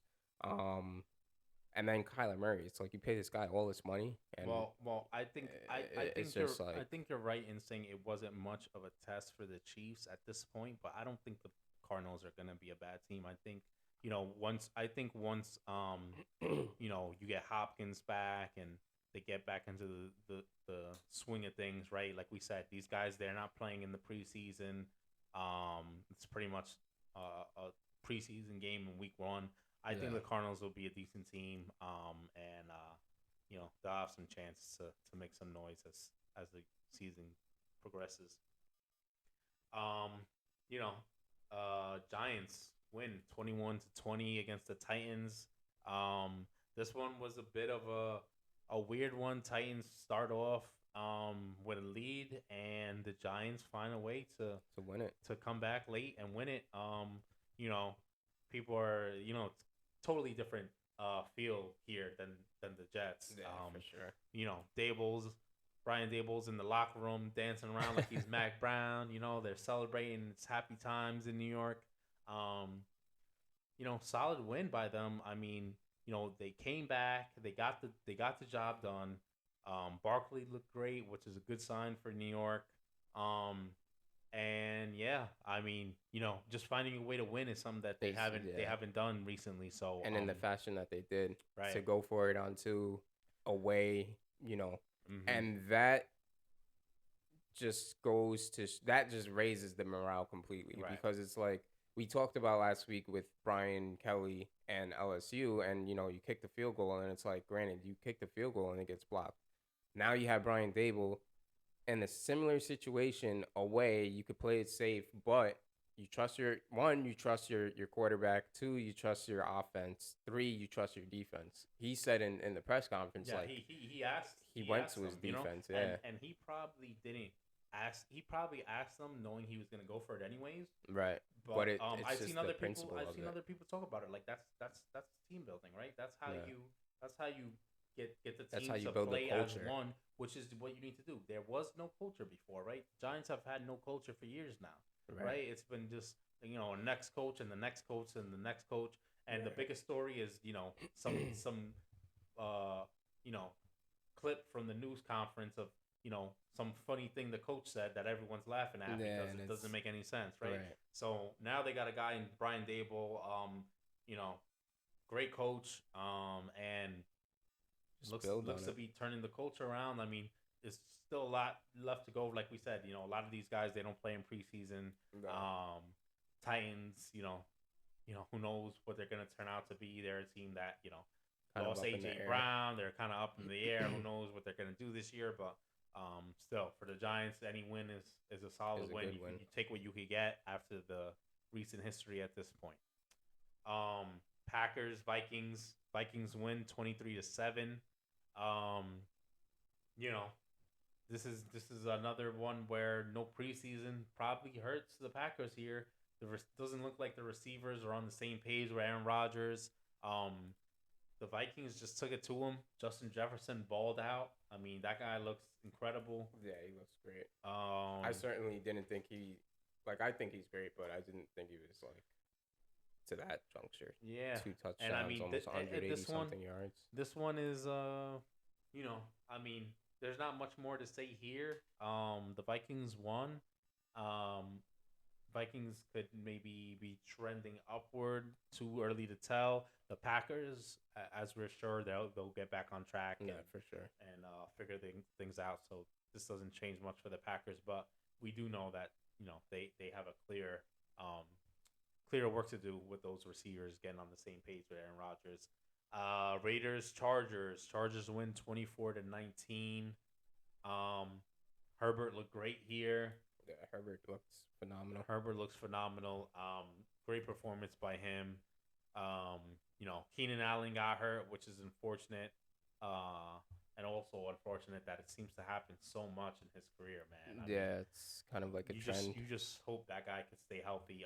This looks like not it's not gonna be something crazy that's gonna knock him out for the season. We've seen him have those kind of injuries before early, but yeah, he's out for now. We don't know when he's gonna be back. The Raiders, I mean, they just didn't get the job done. A little underwhelming. Some Yeah, people expecting big things from Derek Carr this year. He has Devontae Adams. I mean, they pretty much tried to force feed him. Everyone knew it was coming. yeah, That it wasn't really effective. it's not, and that's the problem when you have number one receivers that go to new teams. It's like you keep feeding them. It's like kind of the same thing that, I mean, it's Baker and Derek Carr are completely different quarterbacks. As far as talent wise, I don't think not too far, but Baker force fed Odell when he first came to Cleveland. Um, so it's like now Derek Carr force fed Devontae Adams, and it's like you had a great receiver in Hunter Renfro last year. You had a great receiver in Darren Waller. So I guess Josh McDaniels kind of has to find that balance within the offense. Maybe Derek Carr can key in. I personally don't think Derek Carr is what everybody thinks he is, but I think if they somehow iron out some of these problems, some of these issues, then you won't have to consistently play from behind. So I mean, that was a pretty good game, but again, they have to get way more of their receivers more involved and open up some more bigger things for Devontae Adams. Devontae Adams is gonna get what he can get. So Yeah. The Buccaneers beat the Cowboys 19-3. I love to see it. We had this one as the best bets last week. This was an easy pick for me. I mean, I don't expect much out of the Cowboys this year, even less when now Dak is injured and Yeah. hurt his thumb. So, yeah, I mean the Bucks. Yeah, they have a new coach, but still Tom Brady there. Yeah, Gronk isn't there, but they still have a bunch of receivers. Yeah. Defense is still good. Defense is Um, great. you know, well coached. There's still going to be a well coached team. They're still going to have the leadership of Tom. This is an easy pick. Dallas losing, some pieces. And yeah, I mean, I just don't know that McCarthy's going to be the guy there. I mean, there really hasn't ever been a guy there for years now, right? Yeah, Years and since years and like years. Bill Parcells, really. Yeah, really. I mean, they had some decent years under Jason Garrett, but that didn't last long. Jason Garrett was more of a puppet and for Jerry Jones rather than a coach. and yeah, so Bucks win here easily. They didn't even do a whole lot of flashy stuff. They Yeah. just went in, got the job done, got out of there. The Broncos they go into Seattle. Russell Wilson's first game back, his first game outside of Seattle, really. Yeah. And they send them back, and Broncos lose 17-16. Seattle gets the job done. That wasn't expected at all. I mean, yeah, it wasn't expected, especially the ending of that game, right? Right. They kicked that long field goal, and I mean, mind you, McManus has the leg for that, but It's also you think you would kind of trust Russ Yeah. more. I mean, You pay he's the guy proven in clutch millions of dollars. situations. Yeah, so veteran quarterback. Yeah, it was a weird one, but they don't get the job done. Yeah. The Broncos have some work to do. I don't know. Maybe it was just so many emotions going on over there, but I think it's hard to play in Seattle, and when That too. you're an opponent, you like when you're obviously Russell Wilson's been there his whole career, so it's worked in his favor. But when you're an opponent and you're in there, probably a lot for Russell Wilson. I don't think he had a bad game though. Did you see how many they kept having delay of games? I mean, to Yeah, your they had a point, lot right? of delay of That games. crowd in Seattle, man, it's And no joke. the thing is I think they need to find out what they want to do with this running back situation because they had Melvin Gordon in there once Javonte Williams started to get rolling, and unless Javonte Williams taps out and is like, "Hey, listen, I need a break," I don't think you bring in Melvin Gordon and try to mess up what's going on. And then on top of that, it's like had they gotten those 2 touchdowns in the red zone, completely different ball game. Right. So I think the Broncos they'll be all right. I think their head coach obviously has a lot of work to do. The play calling was kind of iffy. There is also some shotgun runs in the red zone on the Yeah. 1 yard Yeah. line. Just It's let your running back run downhill, yeah, man. like Javonte Williams was averaging nearly like 5 yards a carry. So it's kind of like let your running backs go to work. Yeah, that was an instance of just being too cute, right? Trying to Yeah. go in shotgun, act like you're gonna pass. It's like, all right, you have Javonte Williams back there. It's been effective. We're in the red zone. Yeah, That's just probably play what they're old gonna school key in football on. and go right Yeah, into it. yeah. If you want to be cute, you're better off going in like a power formation and then rolling out with a play action, hitting like a tight end, sliding out. Right. But Not the other way. More So, credit to Seattle. Seattle. Everybody's talking about the Broncos and what they didn't do, but you know, hats off to what Seattle was able to do, and I think they'll be able to collect some wins this season and do what they have to do. I think Pete Carroll is not built for a rebuild. I don't think. I mean, the guy is 70-something years old. I Yeah, don't think he wants to that rebuild. guy is not trying to throw any games. He's No. not worried about drafting low or Yeah. anything. He's trying to win, and that's what they'll do. The precedent is. So yeah, so we ran through all the games from week 1. A lot of great games on tap for week 2. Um, you know, we could start off with the Thursday night game. Chargers versus the Chiefs. Chiefs are a 4.5 point favorite here.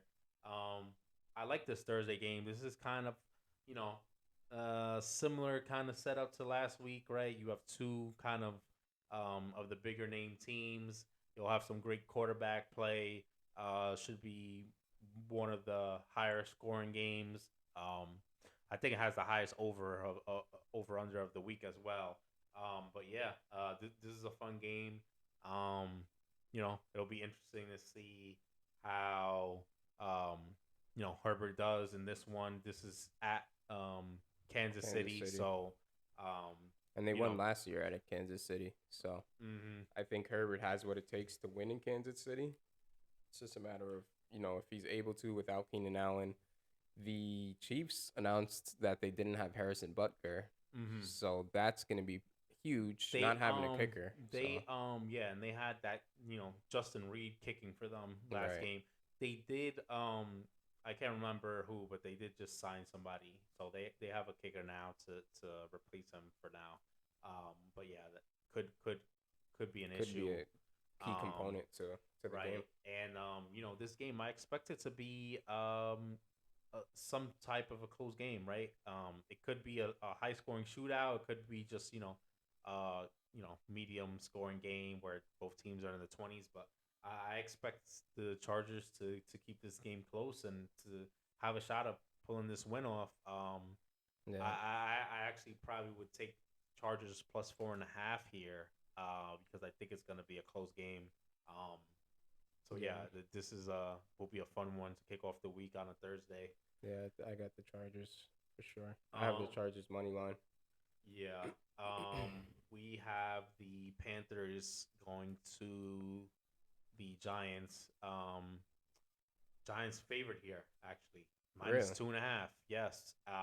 They weren't favored in the beginning of the week. No, they were not, and then they pulled the win off, and people, you know, follow the trends of betting on the Giants. I guess thinking that maybe they got some things figured out. I don't know. I think there was some stat I heard somewhere of how long it's been since the Giants were favored in a game. It's been a very long time, until now. So, good for them just for putting themselves in position for people to believe in them. I guess right. It's a long way for Right. just that, but yeah, Panthers are coming in. Giants team looks to keep it hot. Um, you know, if this was Giants 2.5, which is what I probably would have expected, I would have took that. Um, with the Giants being favored, a little iffy. I think you know, I think I probably follow the trend here, though. I think the Yeah. Giants have a chance. I mean, this Panthers team is not a great team, right? They Right. kept it close against the Browns. Okay, that was nice, but I think the Giants have the momentum and they're at home. Yeah, I think the, Um, the fans are gonna be fired up at MetLife. right. Yeah, it's gonna be great at MetLife. Fans are coming off of a win. They're 1-0 for the first time since 2016. Um, they Dable is seems to believe a lot in his team. Once I just think they rally. I think they beat the Panthers and um start off strong. I think like I said last week, just take it 1 week at a time, and I think the Panthers are a team to beat. For the Giants, I don't think they're a Hmm. team to beat in general, but I think for the Giants, that's a good start Yeah. because the Panthers, although they're not a great team, they're still a good team. Yeah, So and if you're the Giants, you want to get these wins against teams that are beatable, right? yeah, You don't want to let this get by and you take the L here. If you want to make some noise at all this year, you want to get some of some these type of winnable consistency. yeah, some of these winnable games. So go the Dable way and take the money line. Um,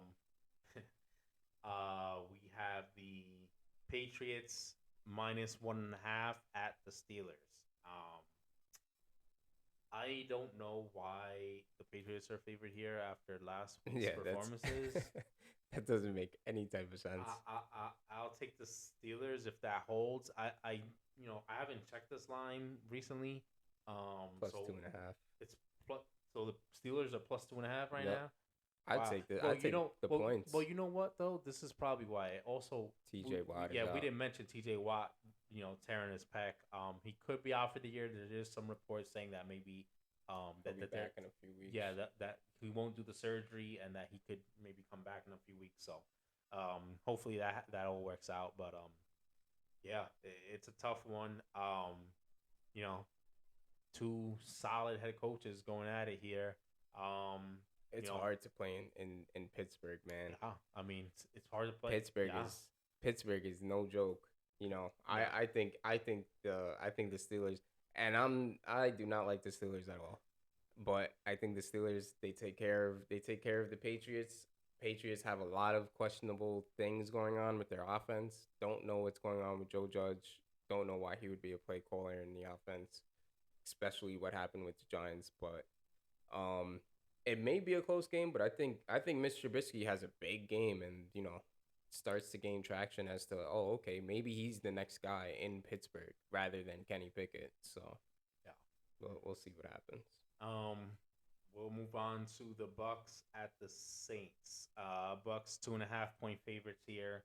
Um, I think I like the Bucks as the better team, but I like the Saints at home. the Saints, they always play the Bucks tough. I mean, they always have a problem getting over that hurdle. The Saints win a close one last week against the Falcons. Um, you know, if you're picking better team, yeah, you go with the Bucks. This game, gut feeling is, I think the Saints, either find a way to hang around, keep it close, and come out with a win, or also, I think there's a decent chance the Saints might just come out and uh kind of put this one away early. I mean, we've seen that happen before too, right? This Yeah. might just be a not a great game for the Bucks, and something that they'll just move on from and continue focusing on the rest of the season. But yeah, I can certainly see the Saints, pulling this, They little bit of an definitely, upset here and getting the win at yeah, home. they definitely. I think they have to brush up on their run defense. I mean, Atlanta ran all over them, and that was the strong point of the Bucks in Week 1 against the Cowboys. Um, you know, the Bucks, they showed they they were kind of slow on offense. They didn't really start scoring until maybe the second half. It was a bunch of field goals. It might be close, but I think you can't be mad at +2.5 with the Saints. That's pretty not promising, but it's pretty Pretty good value. yeah, pretty good value. And I don't know. I also have the Saints winning that division, so I think one of the head to heads, if they win against the Bucks, is going to be at home. So Jets versus Browns. Not I what a don't know. stale game. Yeah, not a very interesting game. Browns it's at Browns are the home team, favored by 5.5. Probably cover, no problem, and also probably nothing to see Yeah, here. that seems like a boring Um, game. yeah. Dolphins versus Ravens. Ravens are 3.5 point favorites. This one's a tricky one, right? We saw them play last year, and you know, Lamar struggled in that game too. Lamar struggled a lot in that game, and yeah, so rematch here, a chance for Lamar to get revenge. I like the Ravens in this one, but I'm cautiously up, cautious about it because of seeing what happened last year. Dolphins just came out and kind of just shut them down. Yeah. But I do like the Ravens this time around to win and to cover that spread. Yeah, I think the Ravens take care of them. We have the Commanders versus Lions. Lions are favorites here. That's a weird. That's another weird game. I think all these Lions games are gonna be weird. Lions are at -1.5. And I was talking earlier about the Giants being not favored in a long time. It might have been the Lions who were the ones that haven't been favored since like some crazy long time. No. But they're the favorites here against the Commanders at home. Only 1.5 point spread, so Vegas thinks it's gonna be close. Um, you know, if I had a pick, I'm probably just rolling with the Lions here. I just like their team overall better. Yeah. Will I be surprised if the Commanders win? No, for sure not. But I'm high on the Lions, or at least higher than you know I think they'll do better than they did last year, and if they're gonna get some wins, I think a team like the Commanders is a team they could grab a Go, yeah, and grab get a a win win. from. I think, yeah, I'm right with you on that. And then also you look at it like the the Commanders, they struggled against the Jags, and the Jags really didn't get it going until late in the game. Mm-hmm. And Detroit, they seemed to be on it, and they were Yeah, playing at home. And at home, it was a loud environment there when the Eagles were there. So and they're gonna get the Commanders here at home. yeah, So so I think that's definitely a good pickup. we have the Colts minus 4.5 versus the Jaguars here. Um, Colts got dragged into a fight with the Texans. Jaguars, like you said, played against the Commanders. This is a bit of a weird game, but it's a divisional game. Um, Those games are always up in there. yeah, it's always up in the air. Like we said, Colts are favored 4.5. The Jags are at home. They're at home. Yeah, the Jags are actually at home. But so it's a bit of a dangerous one for the Colts. You want to make your parlay interesting? Throw the Jags money line in there because they haven't. The Jags beat the Colts. The Colts haven't beat the Jags since 2016. That's how long? That's decent amount of time. And the Jags are on the upward trajectory. The Colts, there's still some questions with what's going on with Matt Ryan there. I mean, it should be a gimme game. They should win it, but again, the Jags, and it's there's at no home there's no too. gimme games in that division. I mean, Yeah, look, you have when the Colts you would think should be running away with that division every year. They get beat by the Texans or the Jags or yeah. It's just like it's those are just a teams mess. you You know what gotta I'm take saying? care of. Then you have the Titans roaming around over there. So all those divisional games in that division, they're Hopefully, a team in that division could get a win this week. yeah. We'll move on to the Falcons versus the Rams. Rams at home favored 10.5 points. Um, Big spread. Falcons kept it close against the Saints last week. Lost only by a point. Rams didn't look that great against the Bills. Still, I think the consensus, and clearly the consensus, is that the Rams are a much better team here. Yeah, Um, I like the Rams to win. I don't. I don't necessarily like that spread though. 10.5. yeah, It's a that's a lot of lot. points there. Um, I think they can cover, but I don't feel good about it after seeing last week's performance. Um, Yeah, and then on top of that, Atlanta, they're you know, Atlanta's yeah, defense is pretty decent. and they're scrappy enough to stay in games. So, Yeah, um, yeah, maybe take the Falcons with the points on this one, and um, see if they keep it close. We have the Seahawks at the 49ers. 49ers 9.5 point favorites at home. Not a good nine performance and a half last week. favorite. 9.5 point favorites. So this is a weird game, right? Because both teams kind of played the opposite of what the consensus was, right? The Right. Seahawks thought they were going to kill the Bears. They lost, Well, the right? 49ers did. Yeah. I'm sorry, yeah, the 49ers. The Seahawks thought they were going to get killed by the Broncos, and they just find a way to win it late. yeah. Now these teams are going against each other. The 49ers are heavy favorites at home against another team in their division, right? Yeah. So this is one where I like the points for the Seahawks here. Yeah, me too. Nah, man, I'll take the money line with the Seahawks. Yeah, And you want money line all the time. I want money line all the time, but we got to get listen. a graphic where your eyes just turn to money because that's Listen, the Seahawks, they play really hard. Geno, what's impressive about Geno Smith, and this obviously wasn't the case early on in his career when he was with the Jets and the Giants, but he took what the defense gave him in Denver, and they let the run offense go to what the run offense was supposed to be doing. Um, you know, there's some questions around Trey Lance. Trey Lance is obviously going to start that game, and Seattle's defense looked phenomenal. I mean, they were playing like it was a playoff game because obviously the whole homecoming of Russ, but um, it's always a close game in San Fran. So I think that's going to be a really close game, and we'll see what happens with that. So I think the points are definitely nice. I think the points are good, but I would take the 49. I mean, I would take the Seahawks money line. Well, I'll also say this though, sometimes you got to be careful about not letting 1 week change your perception. Yeah, of And I course. think, like I said, I'd probably take Seahawks with the points here. Really, somewhat based on their performance last week, but also just knowing how crazy the NFL is. Yeah. But I could also see the 49ers blowing them out here. They come home.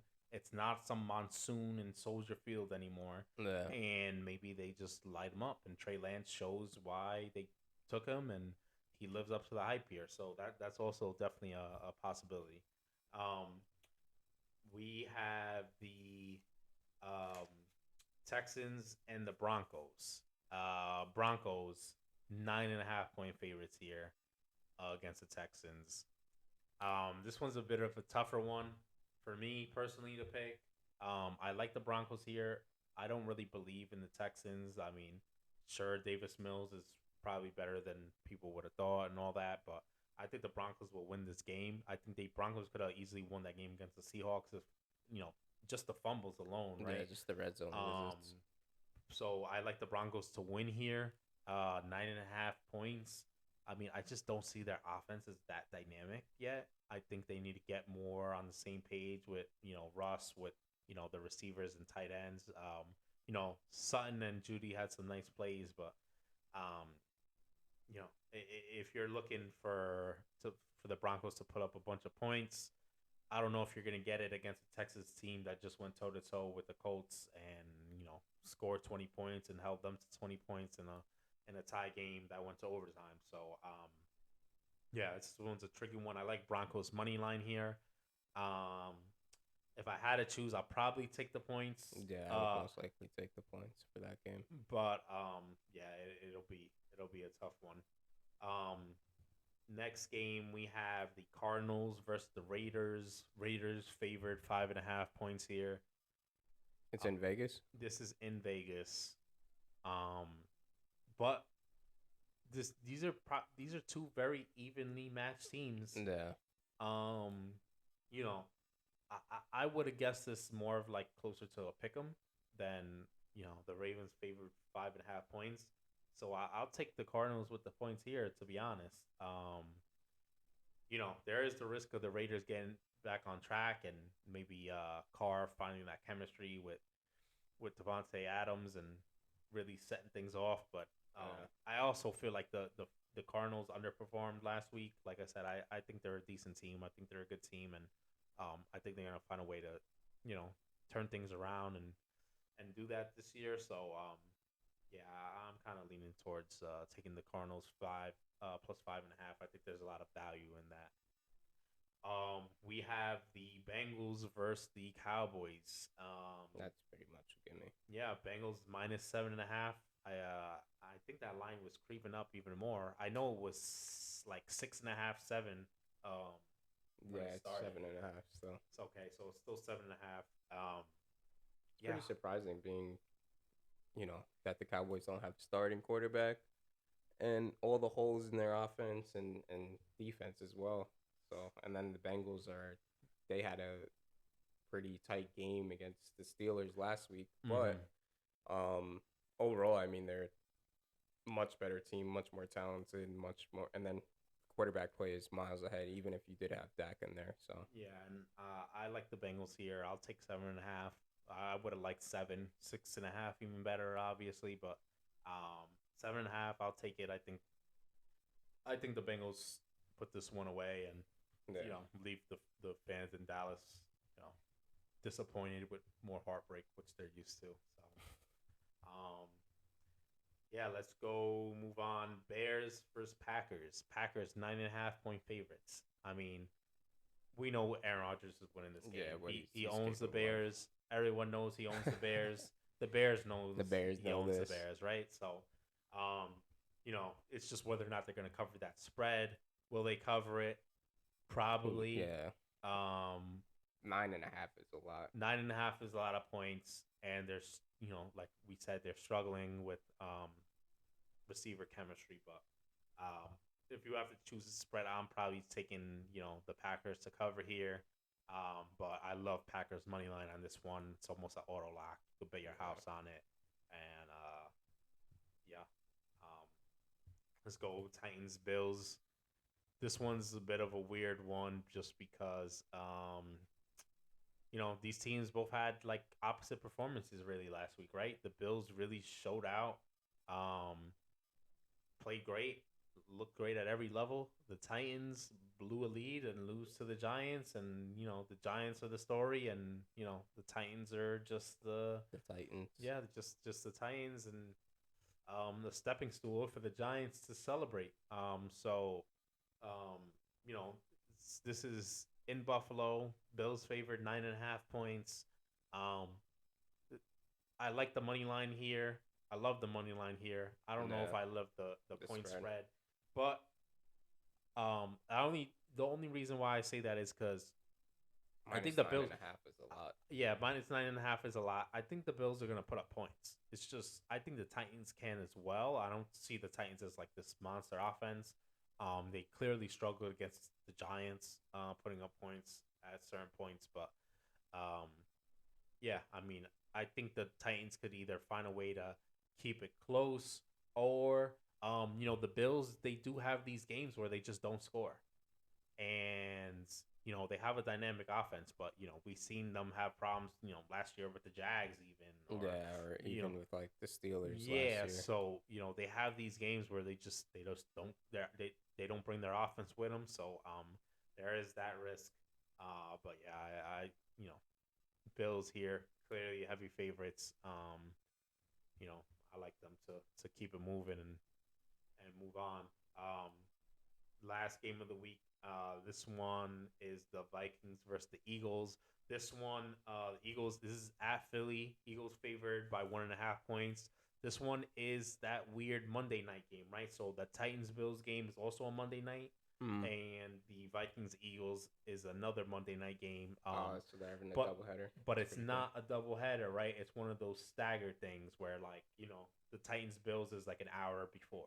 So Yeah, so it's like it's like, mid game. yeah. You So catch so the next so game. if the Titans Bills game, it turns out to be a blowout and the Bills pull ahead early, you pretty much watch the highlights of that game in the first hour. You know what's Yeah, gonna and then happen. You flip over and you get to watch the Vikings Eagles, which could be a close game, right? You know, Vikings, good performance last week. The Eagles, find a way to get a win against the Lions, and were able to put up some yards. And so this one is actually a pretty fun one, right? Like, this yeah, one could be a close game. There should be some fun offensive plays. There's some good offensive players, and Justin Jefferson and AJ Brown, dynamic receivers. So this one's a fun one. I I'd probably take the Vikings here.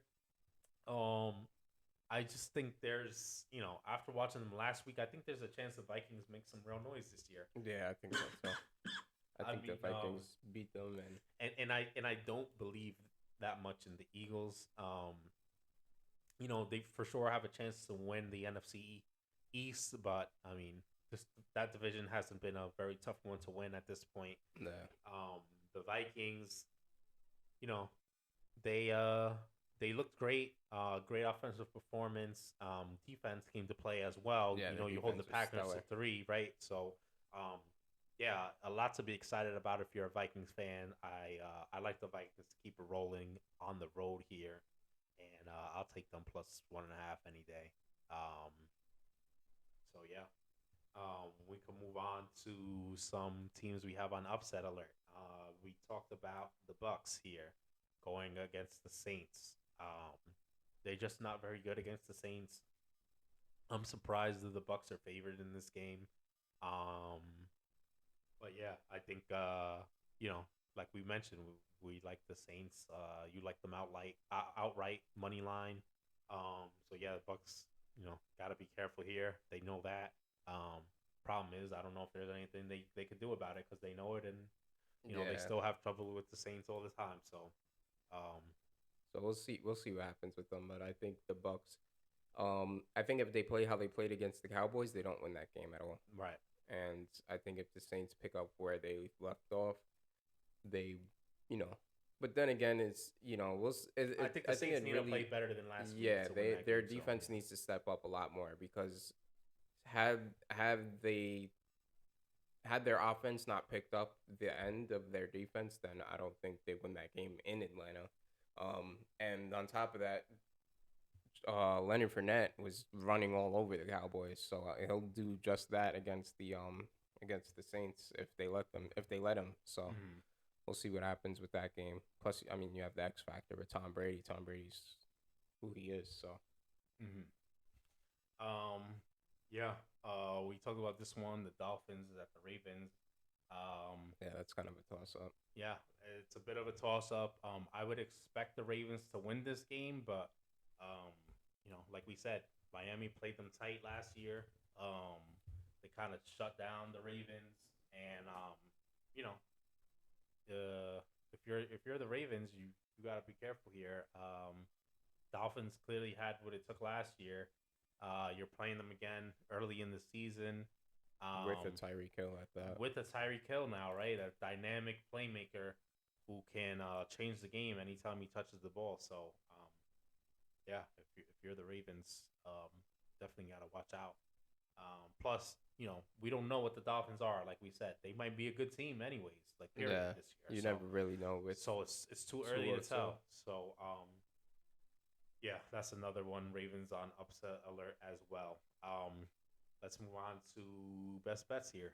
Um, you know, we have the Bengals and the Cowboys. I love the Bengals here. That should be an easy one. Um, I put the Texans and the Broncos here. Um, this is, I was trying to map this out.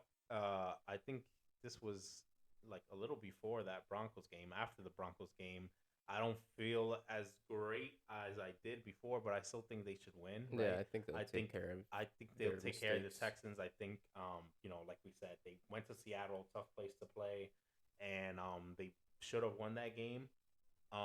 Anyway, so I still like the Broncos here. Bears versus Packers. I mean, like we said, Aaron Rodgers owns Pretty much owns them. Chicago. Everyone knows it. I'm surprised, Vegas doesn't, you know, juice the spread more or something and Yeah, get and some, just like yeah. overpowers it. And then the Titans and the Bills. Um, that should be a relatively easy one for the Easy one for the Bills. They should be Bills. able to coast to victory. Get up in a quarter or two and then just put them away. Um, so yeah, I love the Bills there. Um, let's go into some stock up, stock down. We have some teams trending upward. We talked about these teams: the Lions, the Steelers, the Giants.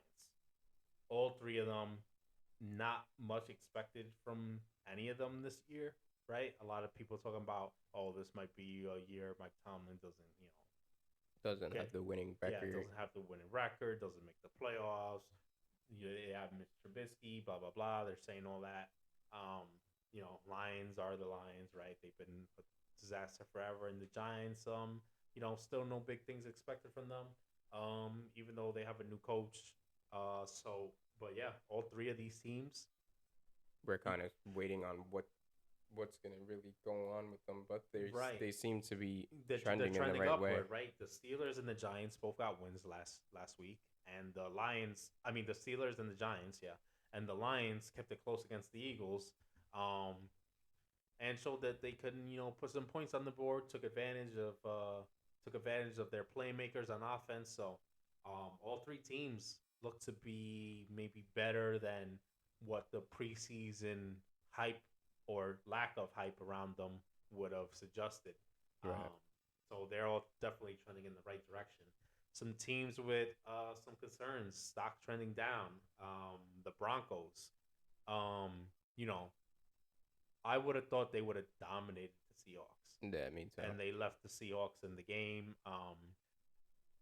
I don't know. I just think more has to be done there. They have to get that offense rolling. They have to cut the mistakes. They can't be fumbling on the goal line. Their defense has to play better. I mean, they really have to just improve in all areas. Yeah, they Um, need to improve in mostly their offense though. they should be able to, right? I don't think it's you know, I don't think it's outside of the realm of possibilities that in 2-3 weeks from now they're completely dominating people. Right. Um, but yeah, I mean, just based off 1 week's performance, week one, um, looks like they have some work to do. The Rams, we talked about it. They were the opening game against the Bills. Yeah, that was kind of concerning. Yeah, they just weren't able to hang with them. They were able to hang with them while the Bills made a bunch of mistakes. And then Yeah. after that, Bills just pulled away, and there was nothing the Rams could do. Um, you know, Missing some pieces after that Super Bowl run. Stafford maybe not as healthy. As they made it to be. Yeah, we've heard rumblings that might be the case this offseason. So, yeah, a little bit of concern there. I think they'll still be a good team, but they got to work on some things, figure some things out, and yeah, move on from there.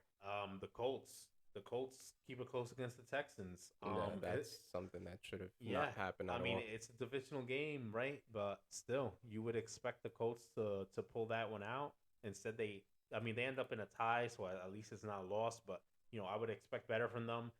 They picked up a lot of solid pieces on defense. Yeah. They still got Jonathan Taylor, who should certainly put up great numbers for them. Yeah. So some concern in Indy after a performance like that against the Texans, where they should have been able to take care of business. Even if it happens sometimes, teams play you close. You got to find a way to win those games. Yeah, you can't let those Yeah, games get away. you can't. Had Yeah, they caught one of those touchdowns, that game is not going overtime, and Indy's going back home with a win. right, right. 49ers. We talked about them as well. Just didn't look great. Maybe it's all blamed on the weather. Maybe it's Trey Lance just isn't that good.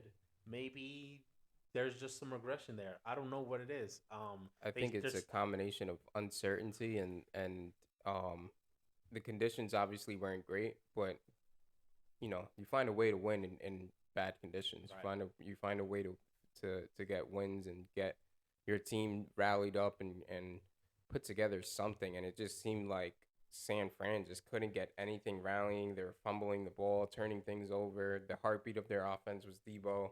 I think Kittle was a huge miss. Like it's huge not having George Kittle on your team.